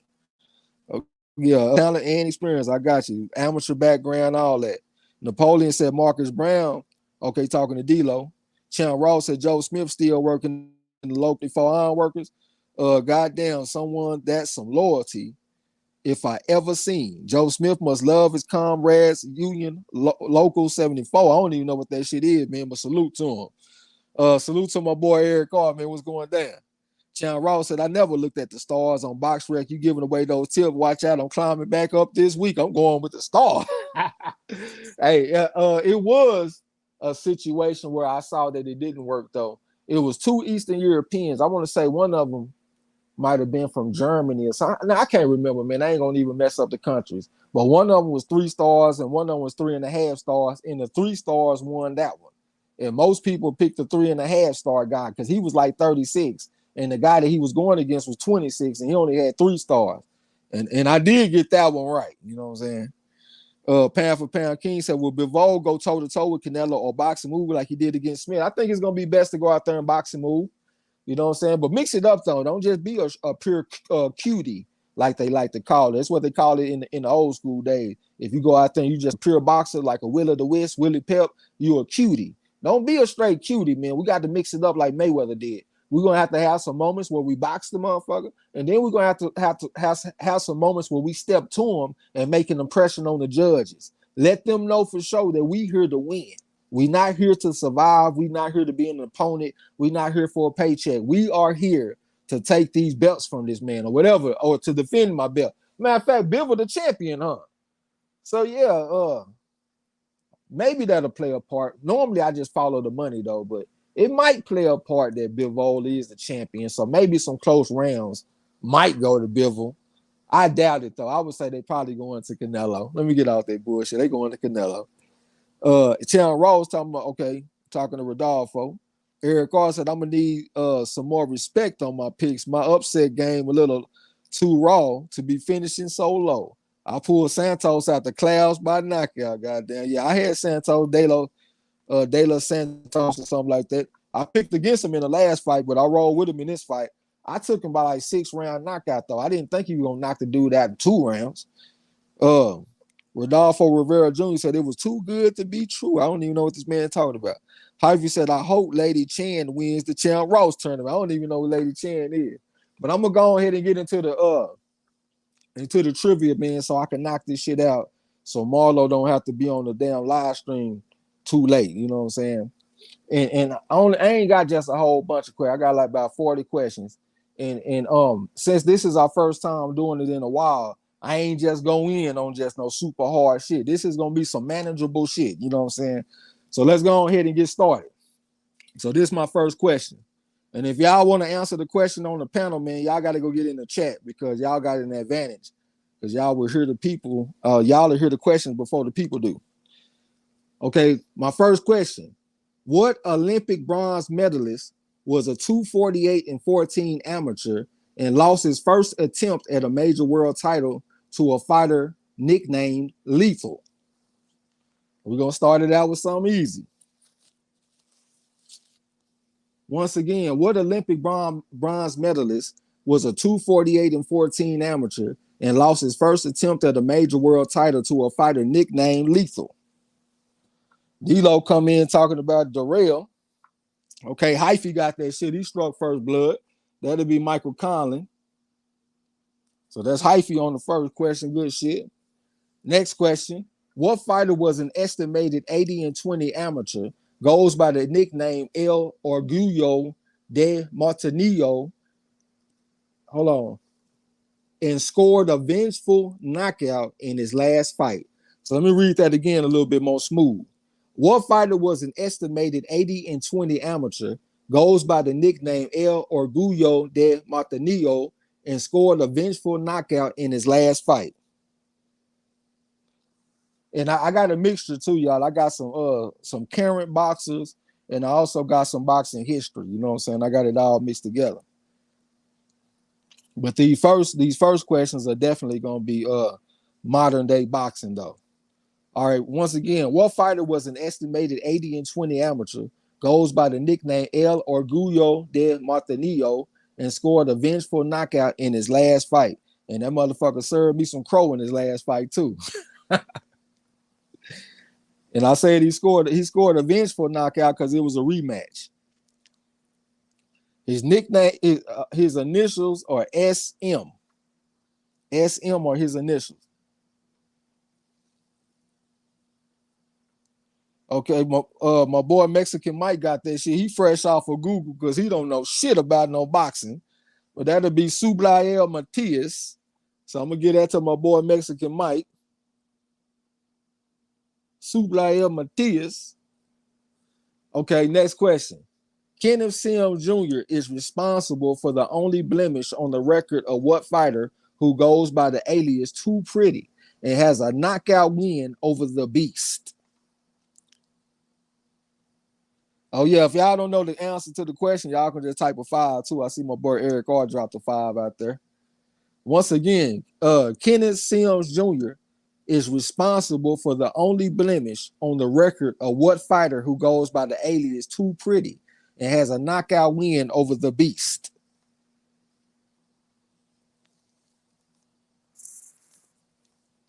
I didn't think this shit was gonna be that hard. It seems like y'all having a little bit of trouble with these questions.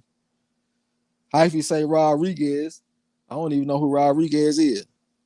Once again, Kenneth Sims Jr. is responsible for the only blemish on the record of what fighter who goes by the alias 20 and has a knockout win over the Beast.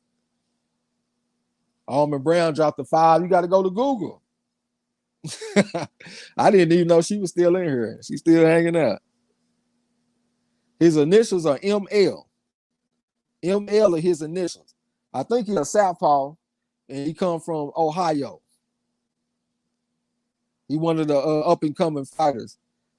And when I say blemish, okay, Eric R got that shit. I see the K right behind. You got to get in the chat, bro, because you can hear the people before. You can hear them. You can hear me before them is what I'm trying to say. But yeah, Montana Love, that'll be Eric R. I see Rodolfo Rivera in Duquesne pulling up the rear. But that's Eric R. I'm keeping score too, man. So that's the delay. Okay, next question. We was talking about this too, man. So my boy Rodolfo should get this right.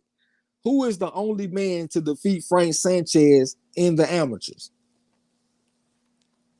A lot of y'all should. Yeah, I gave it to you, Eric R. Yeah, you the one I gave the points to, bro. Again, who is the only man to defeat Frank Sanchez in the amateurs?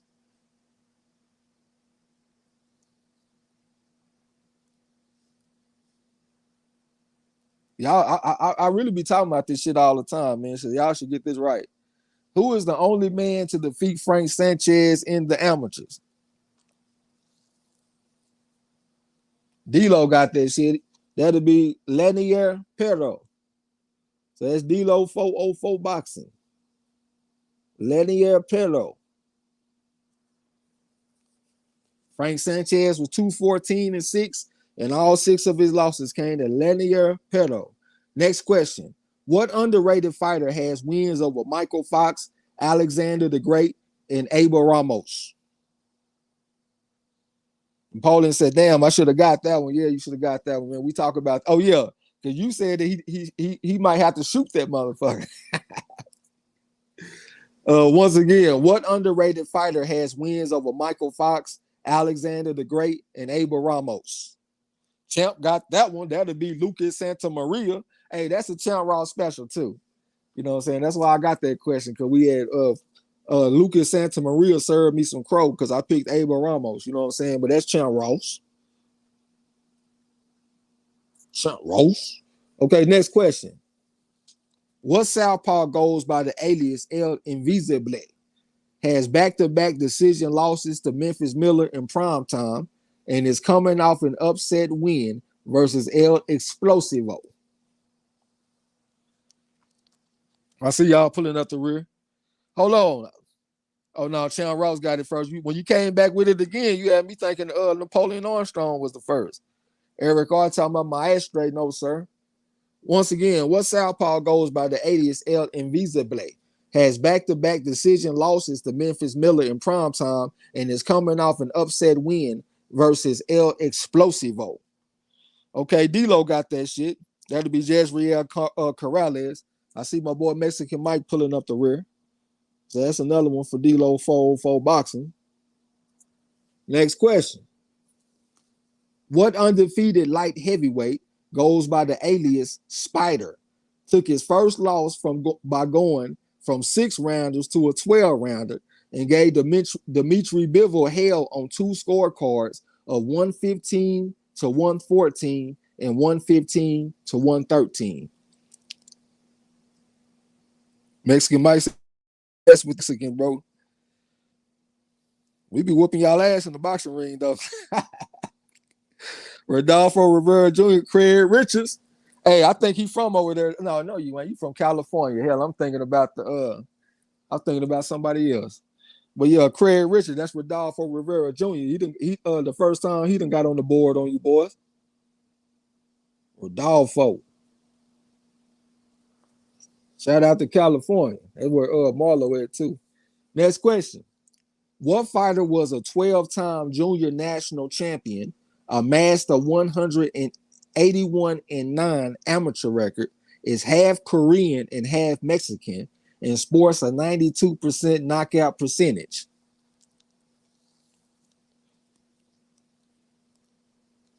Once again, what fighter was a 12-time junior national champion, amassed a 181-9 amateur record, is half Korean and half Mexican, and sports a 92% knockout percentage?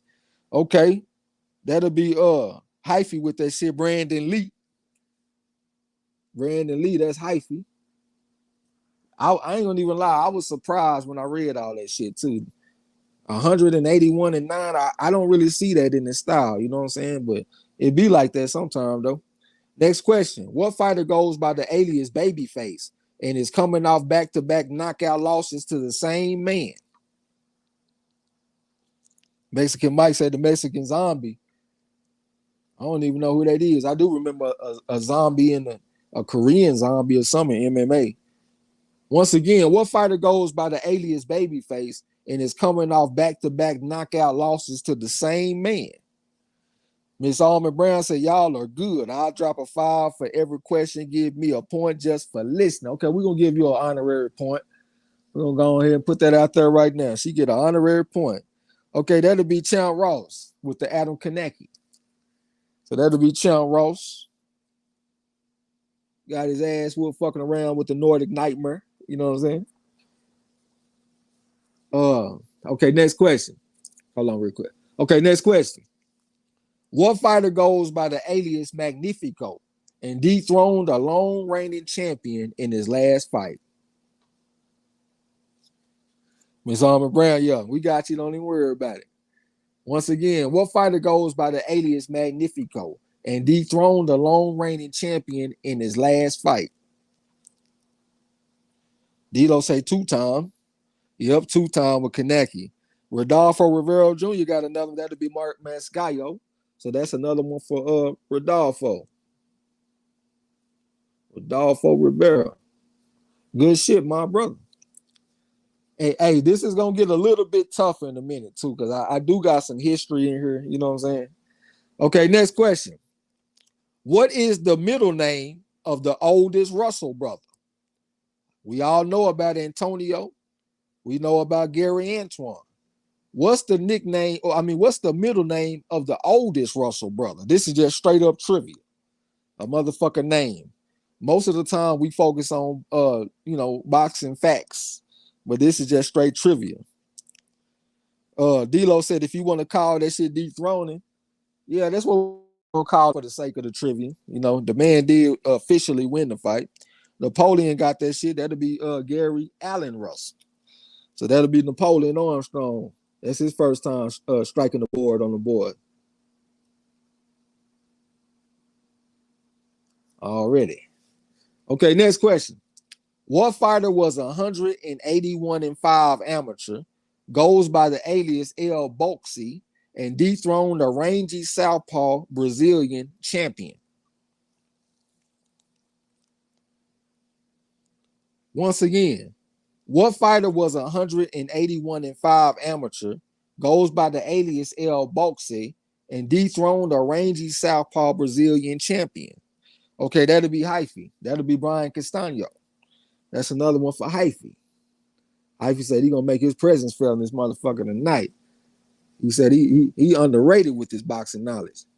Next question. This is an easy one for real. What fighter goes by the alias 54 Milagros? We were just talking about this shit. Once again, what fighter goes by the alias 54 Milagros? 54 Miracles is what it stands for. Chan Ross got that shit. That'll be Ordinas Ugas. That's another one for my boy Chan Ross. Hey, man, I got to tell you too, Chan Ross, man, I definitely appreciate what you put together with that shit, man. I think it's one of the best things to happen to boxing, especially in our community. Next question. According to some members, we getting into the history now, y'all. According to some members of the combination, what fighter cheapened the heavyweight title? D-Lo said he must be on a delay. I guess you got to put that shit on live or whatever that shit is. Once again, according to some members of the combination, and when I say the combination, I'm talking about like the mob control promoters like Felix Bociccio, Etzer Coco, Blinky Palermo. I'm talking about shit like that. According to some members of the combination, what fighter cheapened the heavyweight title? As soon as we get to the history, a motherfucker have a little trouble. Well, I ain't just go in too deep though, man. I just got like some basic names, man. I ain't go in too tough. Chan Ross said, no doubt, bro. Appreciate it. Y'all make the league great. Great fun to play. Goddamn, y'all appreciate you putting that shit down.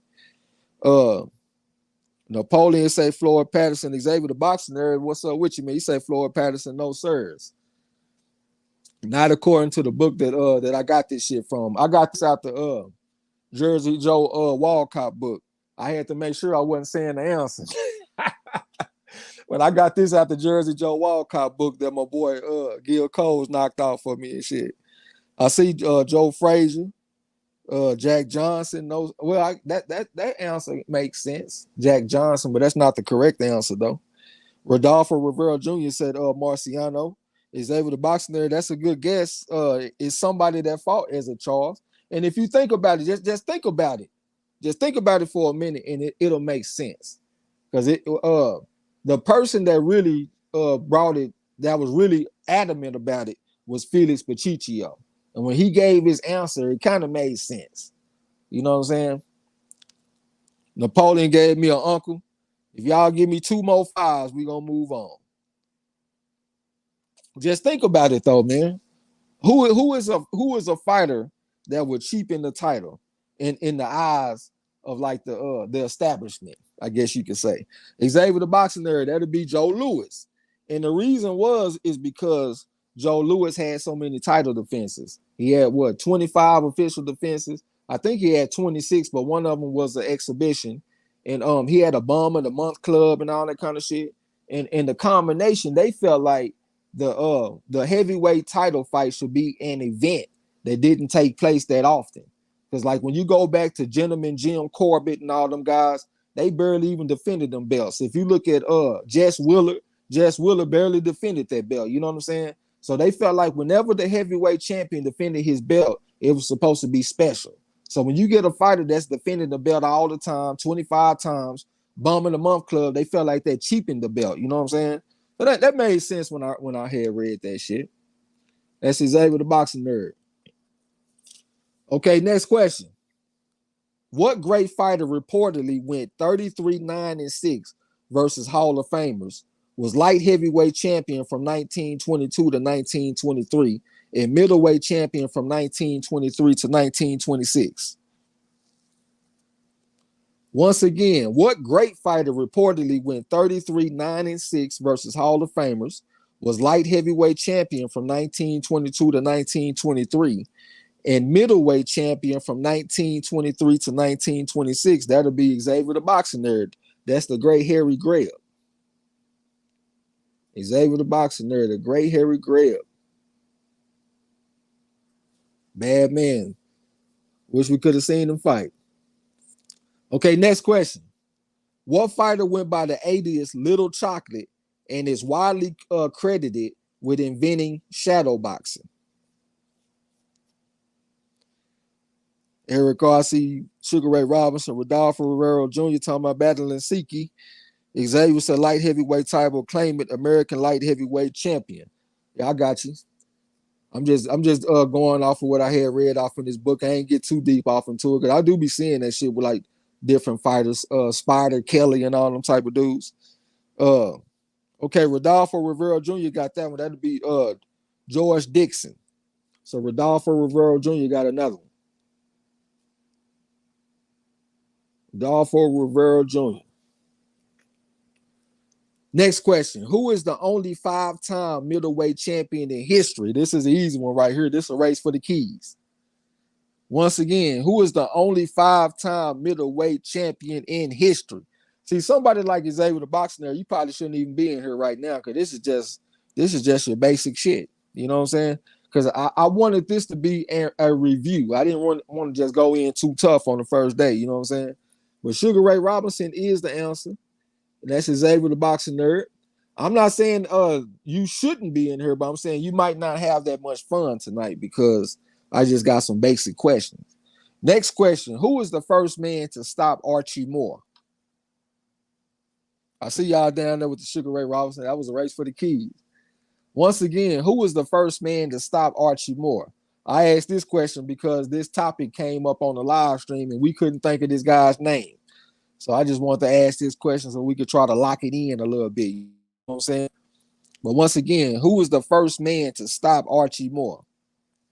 Xavier the Boxing Nerd, he got one wrong. That's not very often. So he just gave y'all an opportunity to get one on him. You know what I'm saying? He said as a Charles, but it wasn't as a Charles. But you do got the first initial right, though. You know what I'm saying? His name do start with an E. He was a member of the Black Murderers Row. Eric R. said, Rocky Marciano. No, sir. No, it wasn't Rocky Marciano. This was a member of the Black Murderers Row. He fought out of California. And he retired early. He retired when he was about 26 years old because he had an eye injury. Xavier the Boxing Nerd came back with it. That'll be Eddie Booker. So that's Xavier the Boxing Nerd. Eddie Booker. Next question. What great middleweight was involved in 3 straight fights of the year? Xavier the Boxing Nerd say new Hall of Famer. That's some good news. Eddie Booker in the Hall of Fame. What great middleweight was involved in 3 straight fights of the year? I consider him a great middleweight. I mean, the numbers, I guess, say do, but he was known to have ducked some fighters like Aaron Little, Tiger Wade, and stuff. You know what I'm saying?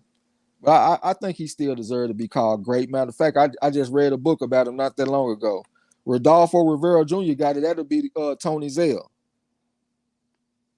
I'm always quoting, like whenever I see fighters laying his famous combination, that looping right hand to the body, come upstairs with the left hook, I always point out that that's the Tony Zell combination. You know what I'm saying? But yeah, Tony Zell, he had 2 fights versus Rocky Graziano, and he had 1 fight versus Marcel Cerdan. So that'll be Tony Zell. Next question. What fighter won the lightweight title from Juan Zarita in 1945 and had 8 successful title defenses? I already know this motherfucker about to kill this shit. Xavier about to get this one if he's still off in here. Once again, what fighter won the lightweight title from Juan Zarita in 1945 and had 8 successful title defenses? And if I get some of the numbers fucked up every now and then, forgive me. You know what I'm saying? Okay, Xavier got that shit. That'll be Ike Williams. I knew he would know that. Ike Williams was a bad boy, man. That motherfucker beat the shit out of Bo Jack. God damn. Xavier the boxing nerd. Okay, next question. What great fighter beat Chalky Wright for the featherweight title in 1942? And then he came back and got specific on the title. It was the NBA title. Once again, what great fighter beat Chalky Wright for the featherweight title in 1942? Hey, he down there flexing on y'all too, man. I want y'all to know that.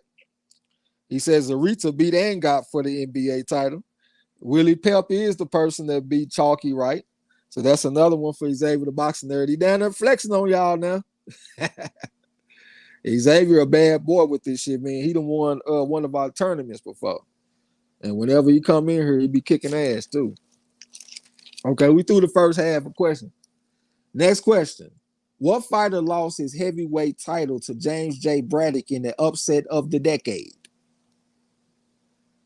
Once again, what fighter lost his heavyweight title to James J. Braddock in the upset of the decade? I get this one ain't too tough. This guy was known for being undisciplined. You know what I'm saying? Xavier the boxing nerd, Bob Fitzsimmons, like, no, yeah, you came back with it. He barely beat you, Rodolfo. He right in front of you with Max Baer. That's another one for Xavier the boxing nerd. He right in front of you. Y'all came in like right at the same time with Xavier on top. Xavier the boxing nerd, Max Baer. Next question. What member of the Black Murderers Row is considered by some historians to be the greatest Puerto Rican fighter ever? I have heard a couple of historians say that, and the main one is Scrapbook Boxing. Excuse me.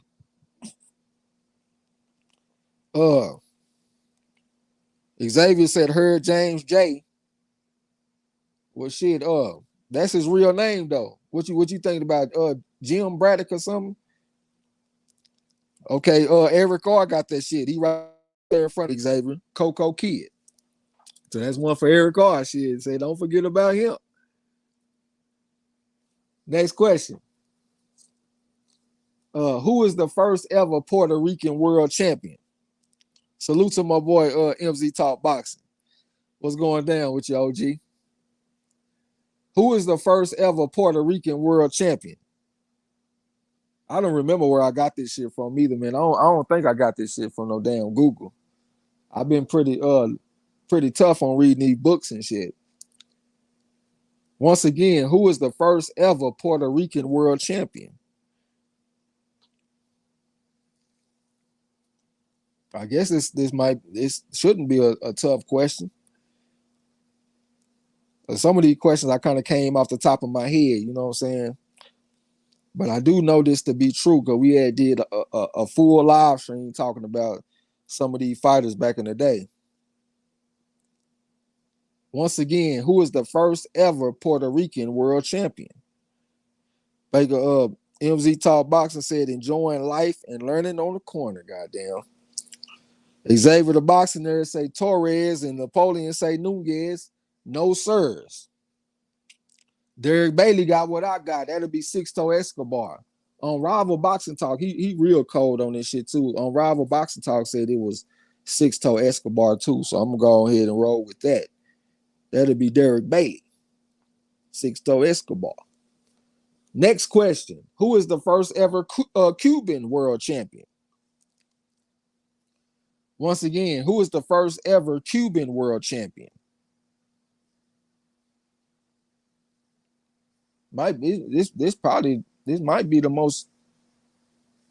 the most famous Cuban fighter ever. Pecos Bill said 1934. Xavier the boxing nerd say, Kid Gavilan. Rodolfo Rivero Jr. got what I got, though. That'll be Kid Chocolate. That's the man that inspired Armstrong, and he inspired Ezra Charles. If I ain't mistaken, the motherfucker reading about him in the newspaper and shit, Kid Chocolate. That'll be Rodolfo Rivero Jr. Okay. Next question. Who is the first ever black world champion in the modern era? Once again, who is the first ever black world champion in the modern era? This will be a race for the keys right here. Who is the first ever black world champion in the modern era? When I say the modern era, I'm talking about the Marquis of Queensberry rules. The first world champion ever was a fighter named John Perry, the Black Sailor. He won his championship in 1838 in Australia because he got sent to the penal colony from the UK, well, from England, because he got charged with forging his signature on some checks or some shit like that. Tom Oliver is the person that got him reported to the authorities, and they sent him to a penal colony, and he won the championship over there in 1838. But I'm talking about the modern era, Marquis of Queensberry rule shit. You know what I'm talking about. You made that shit harder than what it had to be. George Dixon is who I'm talking about, and he got the question right. That'd be Xavier the boxing nerd, George Dixon. Xavier the boxing nerd, George Dixon. I see y'all down there. Okay, next question. Who is the first ever Mexican world champion? I have heard like a couple of answers to this question. You know what I'm saying? But I'm gonna go with the one that I see the most often. Once again, who is the first ever Mexican world champion? You say Gomez. What Gomez is he talking about? That shit ain't ringing a bell to me for some reason. Rodolfo Rivera Jr. says Solly Smith. I don't know who that is either. I'm gonna be honest with you. Xavier the boxing nerd came back with that same answer. That ain't what I had read though, man. I knew that it was gonna be some conflicting shit with this though, because I have saw several different answers to this question. But I will say this: I have asked this question before on this channel, and I had a historian verified. I think it was Unrivaled that verified this answer. So I feel relatively confident of the answer that I have. You know what I'm saying? But who is the first ever Mexican world champion? I don't even know who you talking about, social scientist. Rod X the Champ say Brown. Rod X, hold on. Xavier the boxing there say Smith beat Dixon. You know what? Because I knew that this question was going to be conflicting, I said I had 40 questions, but I actually got 41 just in case I need to throw this one out. Because I don't see the Kane said, that's wild. You don't know who Cheech Marlene is. I don't know who that is, bro. I'm gonna be honest. Xavier said Smith beat Dixon for the featherweight title. That's not the answer I got though, man. And like I said, this answer has already been scrutinized on this channel. Was somebody about to say something? I'm gonna just say the answer and I'm just gonna move on. You know what I'm saying? And I'm gonna go to the next one. But according to what I was reading and what has been scrutinized already on this channel, it was Alberto Baby Arismendi is what I got. Alberto Baby Arismendi is the answer that I got. Bro, Cheech and Chong.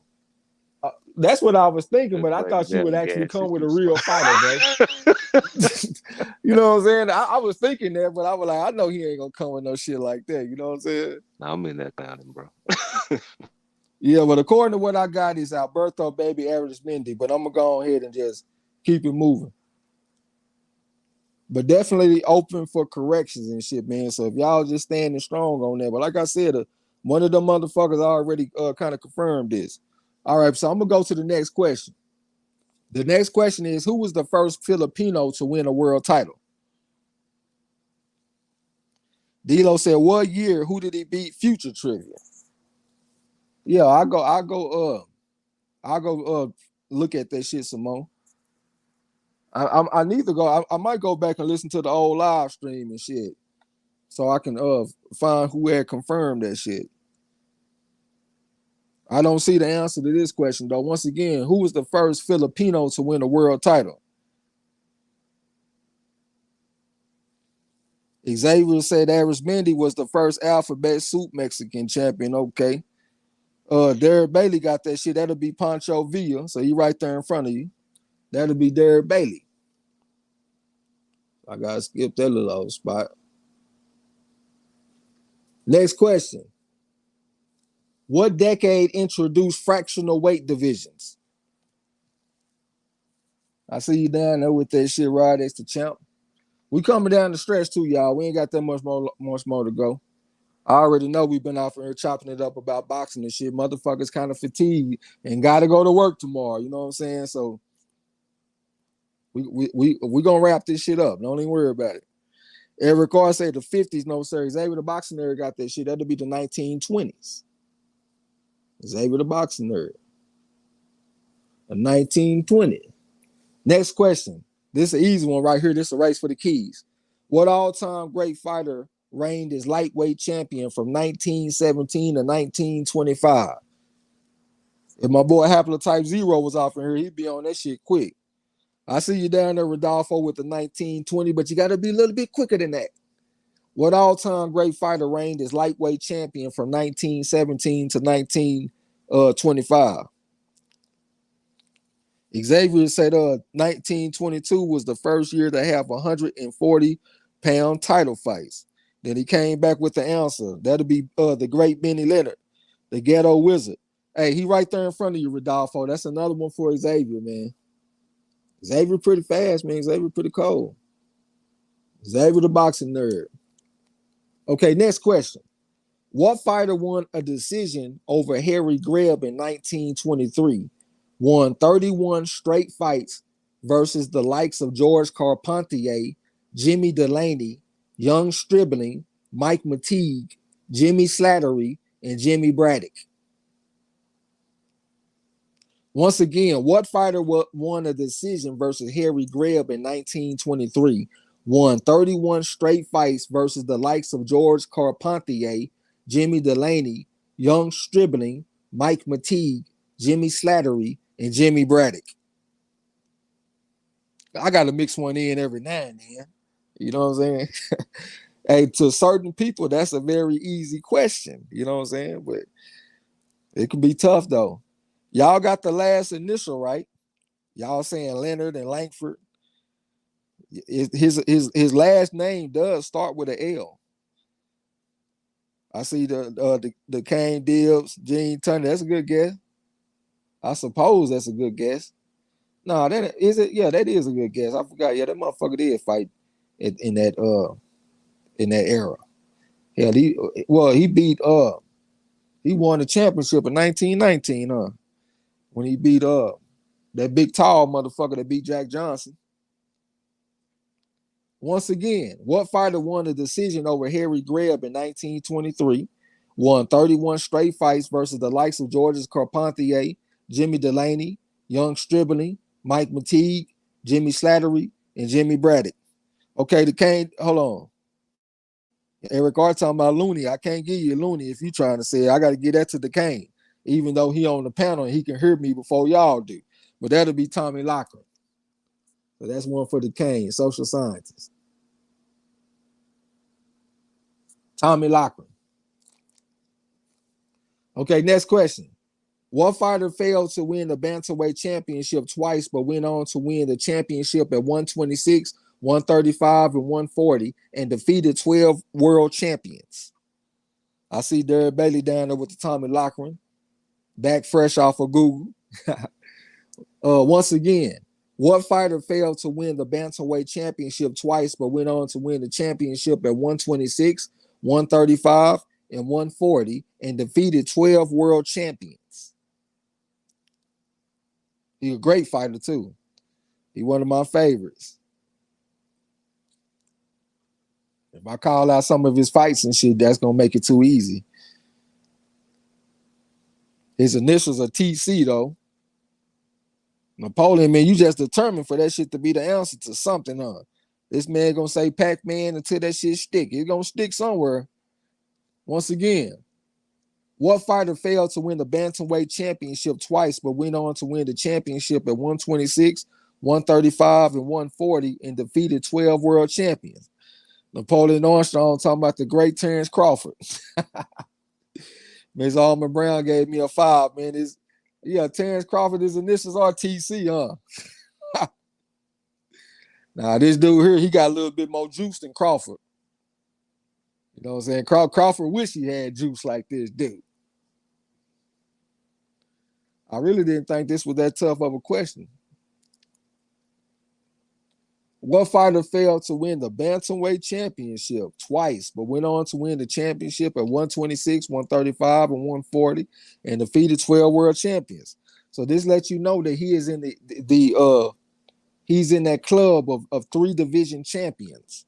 And this was back in the day when 3 division champions meant something. You know what I'm saying? It don't really mean nothing no more, but it meant something back then. Eric R talking about Castillo. Like I said, his initials are TC. I'm trying to think of a hint. He fought against Barney Ross. He had a hell of a fight against Kid Chocolate. You know what I'm saying? Matter of fact, he got robbed against Barney Ross, in my opinion. Derek Bailey got that shit. That'll be Tony Canzaneri. Hey, Rodolfo Rivera, he right there in front of you, bro. I know you probably thinking, man, this man got to be cheating me, man. How the fuck are people right in front of me every single time? But he is, bro. And plus, look at this. We do the last names on the channel, you know what I'm saying? So that helps. So Tony Canzaneri is the answer. Canzaneri. That'll be Derek Bailey. Right in front of you, bro. Okay, next question. What fighter went 9-7-4 versus Ted Kid Lewis in a 20-fight rivalry? Once again, what fighter went 9-7-4 versus Ted Kid Lewis in a 20-fight rivalry?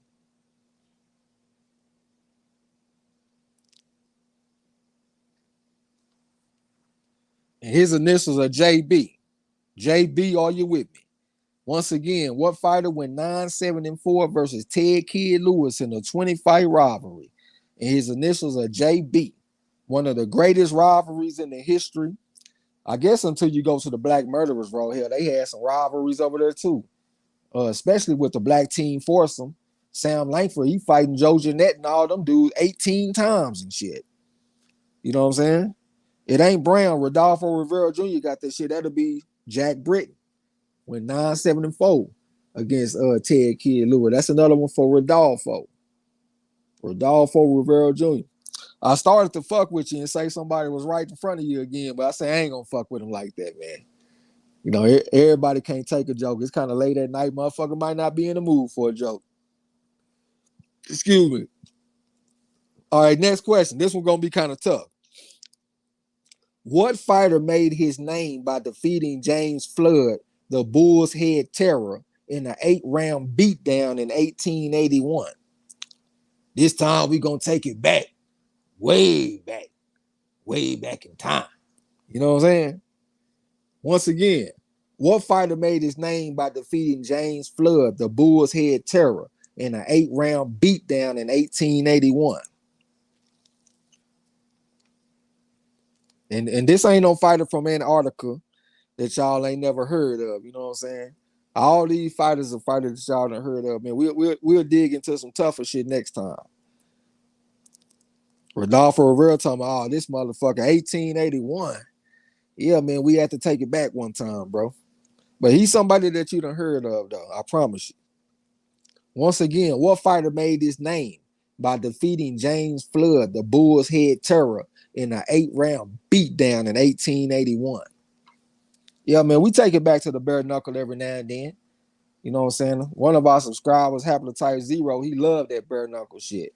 So I throw something off in there every now and then just in case he come through. This fighter's initials are JLS. JLS are his initials. Definitely a famous fighter. You know what I'm saying? Even though as a black man, I ain't got no love for him, but you know, he is part of boxing history, so you know it is what it is. Eric R got that shit. He right in front of you, Rodolfo. He right in front of you, bro. John L. Sullivan, that'll be Eric R. I ain't even bullshitting. He right in front of you, square business. Okay, next question. What legendary little man was welterweight champion from 1901 to 1906? Rodolfo said the initials gave it away. Well, that's what it was supposed to do. You know what I'm saying? If I see that y'all kind of hung up on the question, I'll shoot the initials out there.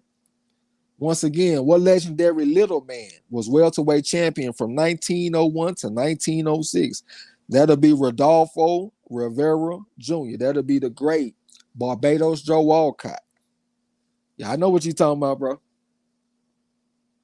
That's another one for Rodolfo Rivera Jr. Okay, next question. Who is the only 5-time colored heavyweight champion?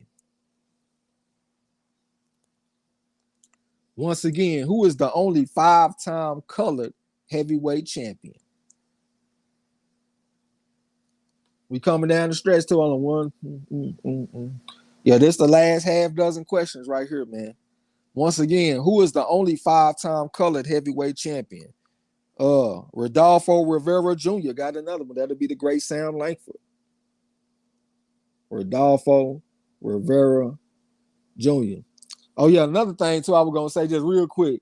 I said I wasn't going to play with you, man, because this channel made me mad. They were doing trivia, but it was cannabis trivia. But they was really doing, like, basic science, too. And this motherfucker asked the question. He said, what do you breathe out? So I quickly typed in carbon dioxide. They gave it to a motherfucker that typed in CO2. And I'm like, you motherfuckers don't know that CO2 and carbon dioxide the same thing? Y'all making products, but y'all don't know that carbon dioxide and CO2 the same thing. Y'all some dumb motherfuckers. They made me unsubscribe and all that shit. All my life. Okay, next question. Who received the ugly spoon from Sam Langford and was widely considered the ugliest man in boxing? Once again, who received the ugly spoon from Sam Langford and was widely considered the ugliest man in boxing? Rodolfo said, BL taught me well. Who is BL? It might be the channel that I had saw you on. The reason that I came through is because Hardline Boxing Talk, he had dropped a link to the channel. So I came through to check it out. You know what I'm saying? What the Kane talk about, I'm the ugliest? Fuck you. Once again, now this is a square business question. I read a book about I don't want to say the answer. I read a book about Sam Langford, and this was a story in the book. But he said the question was, who received the ugly spoon from Sam Langford and was widely considered the ugliest man in boxing? See, what the fighters were doing is they were passing around this spoon and giving it to the ugliest person they saw. So somebody gave it to Sam Langford, talking about he was ugly, so he passed it along to another man. But when Sam Langford gave him the spoon, he said, you probably going to keep this spoon for a long time. Because everybody knew that he was the ugliest man in boxing. Rodolfo Rivera said, yeah, hardline is BL, short for boxing librarian. Okay, I got you. Yeah, that motherfucker cold. I'll be mainly listening to Scrapbook, you know what I'm saying? But yeah, I'm subscribed to hardline too. That's how I knew to come through. Once again, who received the ugly? Oh, let me say the initials. The initials are SM. Who received the ugly spoon from Sam Langford and was widely considered the ugliest man in boxing. And he was part of the fearsome foursome, and sometimes they called it the black teen foursome. Is it hyphy? Oh, my bad. Once again, who received the ugly spoon from Sam Langford and was widely considered the ugliest man in boxing? And his initials, okay, Rodolfo Rivera Jr. got it. That'll be Sam McVeigh. Yeah, they said Sam McVeigh was the ugliest man in boxing in his day. And I saw a picture of him too, man. That motherfucker was hurt. That motherfucker looked like he had complications at birth or something. Like he was ugly as a motherfucker. Okay, next question. And I ain't the type to just be judging men, but sometimes the ugliness just stand out to you. You know what I'm saying? You can't help but notice it. That Hey, motherfucker. ugly is to the bone, brother. To the bone. He was ugly past the ball. He was ugly to his spirit. Okay, next question. Whose idea was it to have a platform elevated 4 feet off the ground so spectators can have a better view of the action? So basically, who is the person that came up with the idea to have a boxing ring? Because before, up to this point, they were fighting in the dirt. And sometimes they would be fighting in the mud. You know what I'm saying? So somebody came up with an idea. Let's get off this ground. Let's get elevated so the people can see us and we can get out this mud and shit. And it actually suited his style to get off of that because he was the type of guy to do a bunch of moving. So having his feet getting weighed down by the mud was a disadvantage to him. You know what I'm saying? So he said, fuck that, man. Let's get off this ground and let's get in the ring. Baco's Bill down there saying, what's up to the king of the Kim folks? Salute, homie. Derek Bailey say, Jack Brockton, no, sir. That's a good guess, though. We going way back. Not quite that far, though. This guy came after Brockton. You know, Brockton were like in the 1760s. And that's when we got the Brockton rules in 1743 is when we got the Brockton rules. Rodolfo Rivera Jr. said, that's a good question. If you don't know the answer, you can type a 5 in the chat. That means that you're going to give me an uncle, you're going to give me a T.O. We're going to keep it moving, you know what I'm saying? The Kane deal said, just looked up Sam McVay, and I worked with a dude who looked just like him. That motherfucker hurt too, ain't he, man? Once again, whose idea was it to have a platform elevated 4 feet off the ground so spectators can have a better view of the action? His initials are BR. Rodolfo Rivera Jr. said, Jim Mace. I do recognize that name. I don't know anything about Jim Mace, but I do have a bare knuckle book that I've seen that name mentioned in before. His initials are BR. Whose idea was it to have a platform elevated 4 feet off the ground so spectators can have a better view of the action? And like I said, man, him getting elevated out of the mud was an advantage for him because he did a bunch of moving because he was fighting much bigger men. He was basically like 168 and he fighting against heavyweights. You know what I'm saying? And plus he had them old legs too. That motherfucker ain't start fighting until he was like 40. They just show you how cold he was, man. He didn't start fighting professionally until he was 40. And he was still out there whooping them youngsters. Hell, he whooped a few youngsters when he was 50. Eric R talking about Born in Rubble. Nah, man, this is our first great black fighter. And he came out of slavery and became a monster. You know what I'm saying? He basically like our first great black fighter. He fought for the championship, but he lost. He fought against Tom Cribb. I think he fought Tom Cribb in like 1812 or some shit, but he lost to Tom Cribb. You know what I'm saying? Tom Cribb was just too big and too strong. But this guy is a former slave, man. He got sold to like a guy that was in the English military. The Kane deal talking about Nat Turner. Rodolfo Rivera Jr. say Tom Molyneux. I'm talking about the one that trained Tom Molyneux when he got to England. The guy that was a slave first. Because you know Tom Molyneux, he came along afterwards. This guy here, he had his own boxing gym. It was called the something in Dolphin. I can't remember the exact name, but it had something, the Blue Dolphin or some shit that shit was. That sounded like one of them X pills they used to be saying back in the day. They own some Jackie Chan's and Blue Dolphins and Green Terminator or some shit. Oh yeah, Rodolfo got that shit. That'll be Bill Richmond. That'll be Rodolfo Rivera. Rodolfo Rivera Jr. got him another one. Okay, next question. What was the first country to allow a black man to fight for and win a championship? I tripped up a hell of an historian with this question. That's why I just read it to y'all the way I read it to you. What was the first country to allow a black man to fight for and win the championship? Not just fight for the championship, but actually giving an opportunity to win it. Once again, what was the first country to allow a black man? D-Lo got this shit. That'll be Australia. And that was John Perry in 1838. John Perry, the black sailor, the first black champion in any country. I'm glad that that made me feel good that y'all got that, because I know y'all got that from me. You know what I'm saying? Because I had got that shit out that book, and I've been pounding the pavement and telling everybody the first black champion in any country was John Perry, the black sailor in Australia. I got the name of the guy that he beat somewhere. I got to go find it. But and this was also confirmed by Scrapbook. You know what I'm saying? I had chopped it over Scrapbook about this. Next question. Blackbeard said, ask more questions, Trey, man. We got 2 more questions, and then we're gonna get our go smelling ass out of here, man. My boy Marlo gotta get his rest. Okay, next question. Who is the only black fighter Jack Johnson defended his title against? And if you put their initials together, it sounds like a popular company that exists today. Rodolfo said this some trivia right here. This is really kind of light work, bro. We go into it a little more in depth in this.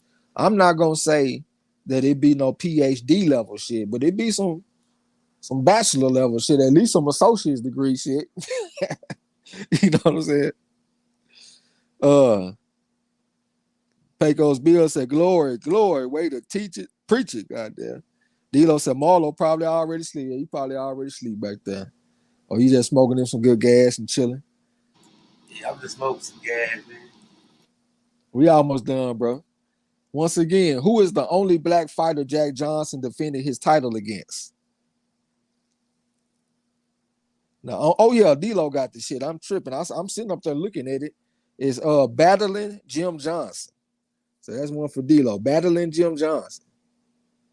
D-Lo 404 boxing. And this is the last question right here, y'all. Who is the first Argentinian world champion holding the flyweight title from 1954 to 1960 and held an 18-fight knockout streak? Blackbeard said Denver Ed Martin. That's who Johnson won the colored heavyweight championship from. You know what I'm saying? So he did fight against Jack Johnson, but that wasn't the answer to that question. Once again, who is the first Argentinian world champion holding the flyweight title from 1954 to 1960 and held an 18-fight knockout streak? Rodolfo Rivera Jr. got that one. That'll be Pascual Perez. So that's another one for Rodolfo to end this session. You know what I'm saying? So let me count up the scores and shit, man. Let me count it up real quick. We're going to give Almond Brown her 1 point. I know that'll make her feel good. So Almond Brown got not customary, but like we're going to give her a little 1 point. Okay, first person, Hyphy. Hyphy got 1, 2, 3. Hyphy came in and got him 3. Hyphy got 3. My boy Mexican Mike came through and got him 1, I think. That's 1 for my boy Mexican Mike. That motherfucker a good friend too. That motherfucker won 30,000 off of Bovada one time and threw his boy something. You know what I'm saying? You know, everybody ain't gonna do that for you. Won 30 grand and threw his boy Trey like something. Okay, next question. Next person is Eric R. 1, 2, 3. I see 3 for Eric R.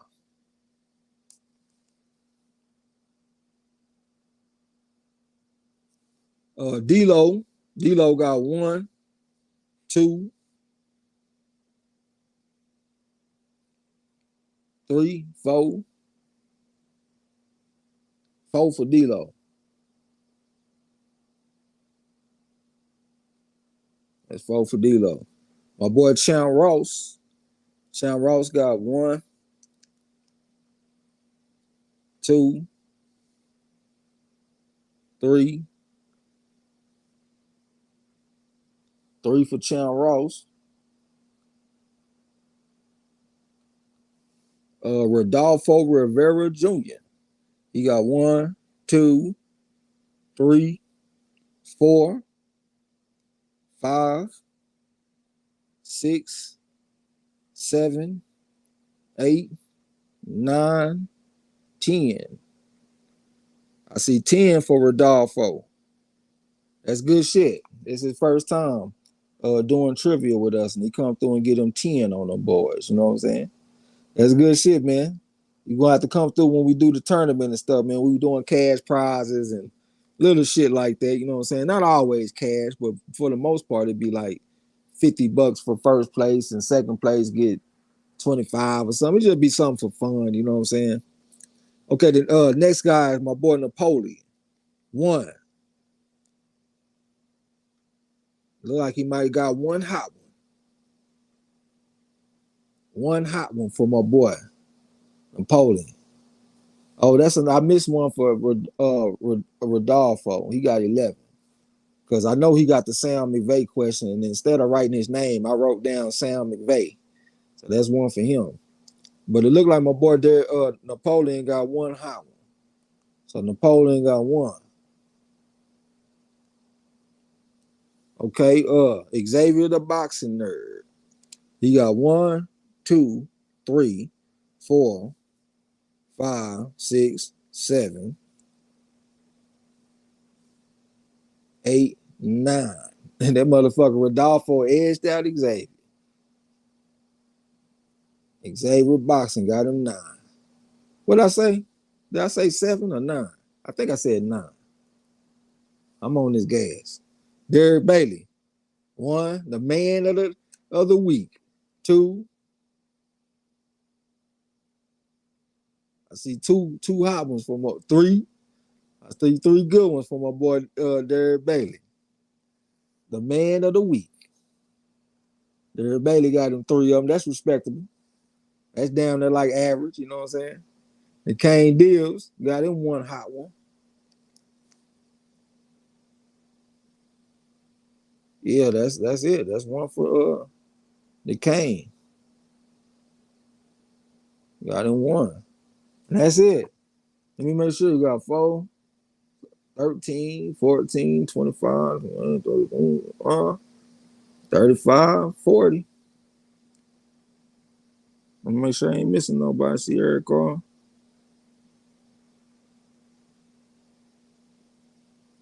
I missed one for Xavier. Xavier actually got 10.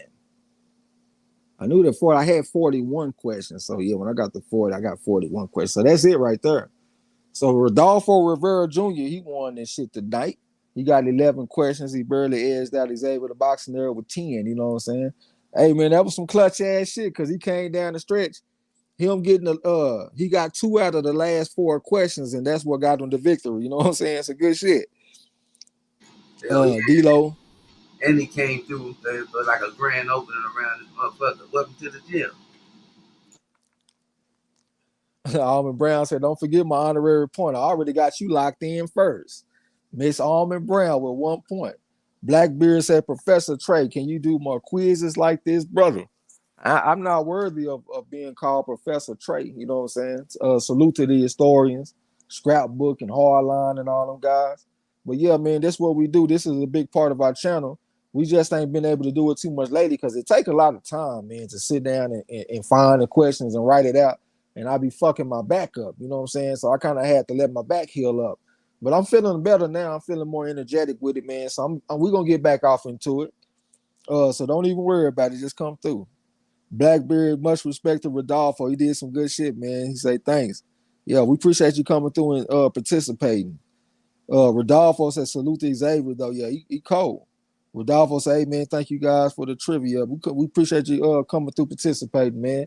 But like I said, man, we just wanted to come through and do that, man. We appreciate y'all coming through and chopping it up with us on the boxing and all this kind of stuff. We're gonna come back and do the live stream, I guess this weekend. I don't know what the hell is gonna go on, man, because I don't even know what's going on with the boxing. But we're gonna be in here calling fights, man, calling the frog at a well. And I gotta say, man, the historian's gonna be mad, but it's been decided by the people that your boy Trey X is the GOAT when it comes to calling fights over Don Dunphy. I tried to argue for Don Dunphy, but they said they wasn't trying to hear that shit. They said they want to rock with their boy Trey X. And I gotta say that Scrapbook said the same thing. Scrapbook said that he considers me the greatest fight caller of all time. So I'm gonna go ahead and take that shit. Your boy Trey X. Make some noise for that. Make some noise for that. Clap it up. Clap it up. Clap it up. Easy. The greatest. Hey, probably done accepted and embraced it, huh? Definitely got my vote. Hey, it is what it is. Hell yeah, It is what it is. Shit. But hey, the Kane Deals, you want to go first? Yeah, man. Shout out to Marlo for creating the best community, best boxing community on YouTube. Make some noise for that. Clap it up. Clap it up. Give Marlo his flowers. That's all I got to say. We got to find us some new slang, man. We ain't giving grown men flowers no more. We're going to give Marlo his blunts today. Yeah, give him his blunt. Give him a box of blunts. Hey, all them flowers too, goddamn. Hey, we're going to give you a quarter or something. As a matter of fact, we're going to give you an ounce for it, bro. Yeah, we're going to give him his trees. Give Marlo his trees. Let's appreciate it. Say, man, congratulations, X. I've been telling you was the man. Nah, MZ, I'm not the man. I'm not the man. Fuck that. I told you was the man. I'm glad people went on and opened their eyes and said it. Congratulations. You one of the people that voted. So I appreciate you. You know what I'm saying? Well, hey, you want to go next, King of Kings? Or?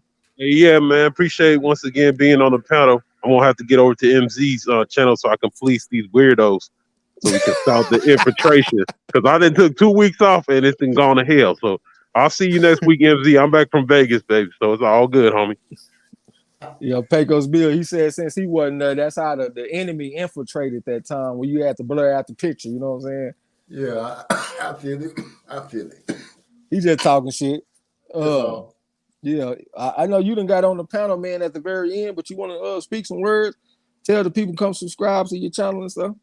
Yeah, I really just jumped on here to congratulate you and give you and Marlo y'all trees, as y'all put it. But yeah, if y'all want to come mess with me, y'all need to go over there and check me out on Spotify, telling my little childhood stories as I was coming up. Different shit is real funny. And come mess with me over on YouTube on Tuesdays around 8:30, where we talk about boxing and other stuff and get some of my music playing. Other than that, thank you very much for having me to come through. I'm going to be quiet now. Yeah, we having fun over there on Pecos Bill channel on Tuesday. I had missed last week, but it's not very often. That might have been like the first or the second live stream that I've missed the whole time we've been doing it, you know what I'm saying? Because I had some shit going on. But we be over there having fun with it though, man. So y'all subscribe to Musically Zone Talks Boxing, man. That's our boy Pecos Bill. And I ain't gonna talk y'all today. We're gonna come back and do something, man. I don't know what it's gonna be. It might even be us coming back doing some trivia or something, but we gonna do something for the people. Like I said, I ain't gonna talk y'all to death. Salute to everybody. Salute to Miss Almond Brown too. You know what I'm saying? Cool as a fan. And we're gonna get with y'all next time. That's your cue, bro. And don't forget to tell them haters the trolls. Hey, nah, D-Lo in the building. I thought D-Lo had something to say. Oh, my bad. The voice of reason. I ain't even see him. My bad. Go ahead. I was just waiting. I wasn't gonna say nothing, man. But hey, been a good show, man. Hey, Trey, congrats on that recognition for your hard work on the mic. You know what I'm saying? You know how I feel about it. You know what I'm saying? So I just want to give that up to you. But yeah, appreciate everybody in the chat. Appreciate y'all for a good live stream and a great live stream and a great round of trivia. And congrats to what's his name, Trey? The dude that won it. Derek Bailey got. Oh, you talking about Rodolfo Rivera Jr. won tonight? Yeah, congrats to Rodolfo Rivera Jr. for kicking everybody butt on that trivia tonight. That's all I got on. Yeah, salute. Hell yeah, man. Y'all already know, man. It's always fun, man. Y'all sharing y'all knowledge, chopping it up. What's y'all opinions, man? Just chopping it up with the fam. Yeah, we definitely gonna be back. Shout out to Derek Bailey taking down second place on them boys this weekend on the Chan Ross. You know what I'm saying? He holding it down. But y'all enjoy the rest of y'all night. Till next time, don't forget to tell them haters and trolls. The fuck out my gym. You heard him. Peace. Jill.